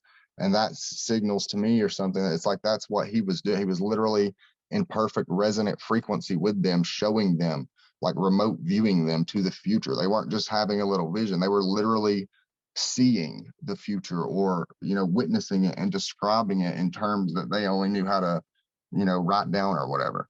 But either way, sorry, that was a lot. That was a lot. That was really cool. But I just wanted to touch on what you were saying back on, the tier and the Trinity and Christianity, and the yin and yang of polarity, and the masculine and the feminine coming together. So if you look at creation through symbology and you take that tier, it has one point, and it doesn't matter if the tier is upside down or sideways, it doesn't matter. But you can put the cross in there, and the cross is a representation of the perimeter of this tier. So you have the masculine inside of the feminine that all starts from this one point, and then it has the central coordinate of all the points. But Mackenzie had something to say. Yeah. That is cool to hear, man. I mean, it shows something about man or creation, that there's something that, or this existence that's higher than the things that we've been taught. And that's the main thing I love about talks like this, is that people of our generation are, becoming aware that it's not just like, as they taught it when I was a little younger, that you're just basically lucky to be alive and you evolved, and, it's just all chemicals and this and that. It's like there is definitely something higher going on than just what we've been taught. And at the same time, with all of us coming to this awareness and, me doing Anarchadelphia and all these conferences and all of us coming together to share this knowledge, the system has repressed that and deemed it illegal for us not to meet up. And that's why this speakeasy is so important. I mean, the topic of discussion will change every week, but it's so important for like minds to continue to get together and share their perspective and their awakening. And this is how we fight it. I feel we can't give up. Absolutely. On that point, just real quick, well, everyone's contributions so far have been amazing. So I've just been listening and soaking it all in. But I live in Oregon, or Oregon, as some of you may say. But I think it already went through, but there was some legislation. I don't pay much attention to the scribbles written on paper by crooks. However, there was something that said that all drugs are legalized, pretty sure, or decriminalized, one of the two. So recently, someone I know has acquired some DMT in the form of a vape cartridge that just looks exactly like the one you would get at your local dispensary, which I know some of you don't have, unfortunately, as well. We're kind of spoiled over here, but I just think it's really cool that these things are becoming more readily accessible. I know Pat himself is somewhat of an alchemist in that regard, and we're just really able to access these states of consciousness much more readily. I think it was Watson or Jacob, I'm not sure either, who was saying earlier that this rite of passage has really been stolen from us as this modern humanity steals so much from our, antiquity, what we used to be. But regardless, I think that we're moving in a direction where consciousness is expanding because of the internet, because of all these amazing connections. And yeah, I just wanted to touch on the fact that these substances are becoming more readily available. I mean, it's super trendy to do ayahuasca retreats in Costa Rica and Peru right now. So, at least people are having experiences and dealing with some unresolved trauma, perhaps. And I think that's our generation's work. And I don't know if you saw, but my little spark of light was just on here. And as you guys were discussing the Trinity and everything, that's what we're here for. We're here to spark the light for the next generation and keep this fire going. That's all for me. One more thing while we're on the subject of DMT. That's a DMT molecule right there behind me. As a matter of fact, I have one tattooed right here on me, but it's so easy to make if you want to know. It's a simple acid-base extraction. Just get some Acacia tenuiflora bark, put it in a mason jar with some water, put some lye in there, let it react, take some naphtha, it's a white fuel, put it in there, turn it upside down, let it separate, take that out, the fuel that is, put it in the freezer overnight, and then the crystals precipitate, take the fuel off and scrape it up. Simple as that. 100 milligrams, that's all you need. Awesome. So Pat, I don't know if I ever told you this, but I don't know if remember Becca, my old roommate. She is a photographer, and she took a picture of a man playing saxophone, and in the picture is literally a G clef floating in the air off of his instrument. The vibration of sound literally formed a G clef in the air, floating in the air. It's amazing. They say in the beginning was the Word, and the Word was God, and the word and the fourth dimensional structure of the word God is the G clef. That's before the string of chords. And the words we use, they're so poetic in describing sound and frequencies and language and art. Well, you got to send me that picture. Yeah. Yes, I will. I was just now looking for it, but I think it's on a hard drive. I'm going to put everything I discussed. I'll pull up links and I'll throw them all into the Signal chat. So I've made a list of everything that that I brought in. So I'll be able to throw that in. If anybody else wants to throw some stuff in there too, we'll have some resources. Would that be okay to put that in the Signal chat, or is that too much chafe? Absolutely. Okay. I'm not trying to be an authoritarian figure in there, but I know we pushed some people away from checking the chat because there was a lot of chat. But this is a perfect time to bring up what Mike Seaman has created, and it's a Discord chat for us. And there's like 5 different channels. There's a music bot. So if anybody wants to go in there and talk as much as you want, that's the place to do it. Here, the speakeasy chat, I think, is a good place to drive people to this specific chat. And then anything that comes about this or notes on it, I've been recording this, I'll edit it, I'll put it in there. Unfortunately, I don't think the chat room here is recorded in the video, but I'll just make a copy of it and throw it in there. It says everybody who's, made any statements, and all the links are there. So at least we'll have all that information there. I think it's best if we try to avoid filling that place up, because a lot of people are a little, they get a little annoyed with all those notifications, and it's really hard to read through when it becomes I propose that if you're going to put links in there, that you do it as one package, just build them all and then just put it in as one post. Cool. Sounds good. Okay, thank you. And obviously this format is subject to change, and it's great that we have all these influential and open-minded people on here, because things like that happened today with Max Egan, they're bound to happen. So when you have a bump in the road, you need to have a plan B. So I'm glad we had a very fulfilling and entertaining chat. I didn't expect it to go in this direction at all. I appreciate this. This is totally unexpected and surprising in such many ways. Yeah, it's cool.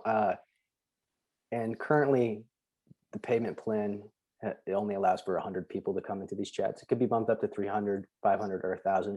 But I think it's good to just keep it at 100, because I think this format is very attractive, and eventually it will bring more people in. And we might even have to create like a VIP speakeasy chat where like nothing gets put in there except like the link to this a little bit early, so we can fill it up with the people who want to get in there, and then because it will go viral, and then a bunch of people will come in, and it would be nice to have some filled up with more forward type of thinking people first. Right on. Yeah, thanks for doing this, Pat. Really great idea. Of course. Cool. It's the state that fueled me to do this. The state shut me down. State, yeah, I was wondering about you. You're close to me. This started out as a crypto meetup, and then immediately they shut us down and tried to take my friend's liquor license and destroy her business and way of life. And wait, what? Can you expand on that? That's new. That's news. Yeah, so this started out as a local cryptocurrency meetup. We met one time, and immediately a group of anonymous communists hired a legal team to take her liquor license. They fined her thousands of dollars, and I was like, we can't do this here. We can't subject you to like losing your livelihood. So we went online the first week, and we had about 25 locals. And then I started inviting all my anarchist friends that I've met along the way, and we started just like chatting. And that kind of drove away all the locals that I brought into the group, which is okay. This is what this is primarily about. It's bringing my freedom cell here with all my anarchist friends. And then you guys can, of course, invite like locals around you, your freedom cells, so we can all kind of get on the same page and, discuss these pertinent subjects. What's funny though, like with COVID, like they're trying to like control and keep us all separated, but we find a way to all fucking come together and utilize because what they want is to fucking, get people to fucking basically shut their mouths and go in front of CNN and just fucking get, have their minds totally warped with fucking what they're putting out there, and when they try to do that, usually it's a reverse effect and people find a way to fucking come together, you know what I mean, and not stay separated, and this is like, because we probably wouldn't be doing this if COVID. And if COVID didn't exist, we probably would not have this right now. So this is the exact, example of something that, happens, and, great things happen from that, you know what I mean?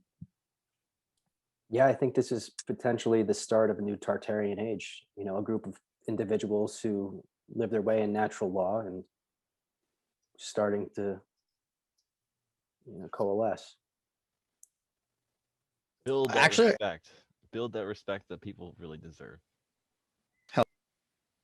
Actually, on that last note with the Tartarian kind of loop stuff, because you guys are talking about like the 1,000-year kind of loop, and it reminded me of Philip K. Dick, how he back in the 70s, you can find an awesome interview where he's like on some panel at, I don't know, some sci-fi convention or something.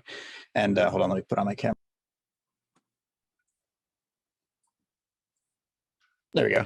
And basically he's talking in 77, like, and I can post a link to somewhere, but he like basically is like, dude, we're in the fucking matrix. It's all a fucking hologram. But he believes that it's the same 40 years that are actually repeating over and over and over and over, which is kind of bizarre. City shit. That's yeah. the 4-year cycle is so cyclical. It's happening with Bitcoin in its infancy right now, because Bitcoin was never an IPO or anything. It started trading at its infancy, and you can see how it has this 4-year cycle, and the same with real estate. Well, no, same with all these other things. 40. Oh, okay. Well, yeah. But so because he has this crazy like period of his life where he there's like 3 years. It's if you ever look up the Valis trilogy, VALIS, it's actually super fucking interesting. In the Valis, you can find the audiobook on YouTube, like the whole thing, where he like in his real life had this like moment where he saw like a flash of a pendant of some chick that came to his door, and like feel like he had like a download from the fucking universe of like everything. And then for the next 3 years, he felt like he was living 2 lives at the same time, where he was a dude named Thomas in like the biblical times, and like could tell you what this dude's day was every single fucking day for 3 fucking years, living that and also being like Philip K. Dick, a sci-fi author in the 70s. Like, it is so fucking out there, but it's so interesting that I definitely recommend checking it out. And he wrote a whole trilogy of books. Damn. I don't know if you were sitting in, but I just repped the Discord chat. So if you want to go into a little bit more detail about that, that'd be cool. And also, yeah, so Discord, voice chat, video chat, all that kind of stuff. And I guess just for everybody's sake, maybe this is silly or not needed to be said, but for the sake of saying it, unless like, I don't know, we're doing these recordings, it's like, hey, everybody's like, hey, yeah, just put that out there if you want to share it. Let's try not to like share, especially from like the Signal chat, like this screenshots or something with like other people's names in it, like in other more public forums without at least getting some kind of consent. I think that that's a good rule of thumb. Sounds good. That's cool. I have Hey, on a different said note, that it was recorded in the beginning of each one, but I think that's a great idea. Put in like a little disclaimer before the link is dropped every time also. hey Mike, that night that that you plugged me into the virtual reality, I've never forgotten. That was like my first time doing psychedelics, man. Yeah, that VR is pretty wild, man. Man, I was horrified and thrilled at the same time. It's fun. I think, Watson, you might be the only person with the balls enough to let me show you VR porn the first time I showed it. That was the one thing that I carefully have shared with a few people, like, and I did VR porn, and there were 3 of them. And now it's on public. So bizarre. I mean, so realistic too. Public. So realistic. It is so bizarre. So bizarre. But no, there were 3 or 4 different worlds you showed me, and yeah. And we stayed up until the break of dawn. I didn't even go to bed that night. Yeah. I was supposed to go to do a Tartaria tour the next day, and I went over there and didn't even go to sleep the next day. I know, we were hyped for sure. Yeah, it's to your point, and maybe it kind of links back to the whole Tartaria stuff. It's like that was VR is the first time and best way I can share with people like how technology can be a drug, like straight up, basically. Yeah. There was like connecting the digital drug aspect in the movie, the video game Watch Dogs. They actually have that aspect where you can do like mini games for digital drugs and clubs and things like that. Like you'll literally like just tune into something and your brain will just turn you off, and it's just all of a sudden it's just this whole journey like that you can take in it's like apparently 2034 or something like that like Black Mirror. It's very similar, but we have all this technology already, but it's like super, like it's dialed up to 11, and it's security up the wazoo. It's based in Chicago, and it's a pretty decent storyline for Watch Dogs, the video game. In Cyberpunk 2077, they have the same idea. They call them brain dances, though. And so, like, you could record yourself, like, from your own brain's perspective, like, fucking somebody. And then you could sell that brain dance to somebody else to get fucked by you, basically. It's like this whole black market shit. It's really a little bit of, what's the, was it Eon Flux, or was it some Ghost in the Shell that they redid Ghost in the Shell? And I forget this aspect because I was so stoned when I saw this movie. It was when me and Leo were just watching this movie. There was an aspect of the movie where like they were trading on like memories, and it was like the memory of someone, it was like this girl, or like this amazing feeling of a memory that is like illegal or something, and like they were selling this illegal memory of a girl laughing, or like so it's probably very similar to something like that. You're muted. That's also something I have in thank you, Cyberpunk 2077. They call them like XBDs, like extreme brain dances, where it's like a black market for brain dances of people getting murdered and shit like that, or killing people. And it's like, it's you can see from their perspective and whatever. It's some dark shit, but it's really interesting. Like, isn't that what Neo was selling in the Matrix? I don't know. The one that he had in the book. Well, no, but in the book, he had when someone's buying floppy disks and shit at the very beginning, he has like, it's actually in Simulation and Simulacra. The Baudrillard book is actually where he keeps all his like stash. He was selling like some type of VR experience. If he is, I'm amazed. A file or something like that, or like I guess I thought it was like Secret Survivor. Yeah, that's kind of what I was thinking, but maybe. I guess I have to watch it again now. What year does that? Does the Matrix take place? 1999.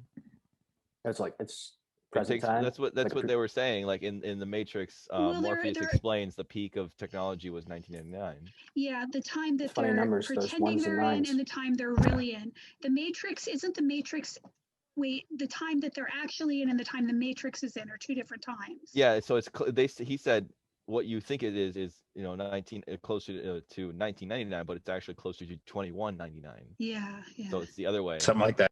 Like 100. 8,000-year cycle. Well, no, I guess 100-year cycle shit. Not at all. 100-year cycle. Yeah. Yeah, no, that's interesting thought. Also, that is the densest book I've ever tried to read. That Baudrillard Simulation and Simulacra. It's like every paragraph I had to read like 3 times over. I watched the 100 things you didn't see in the Matrix, and that was one of them.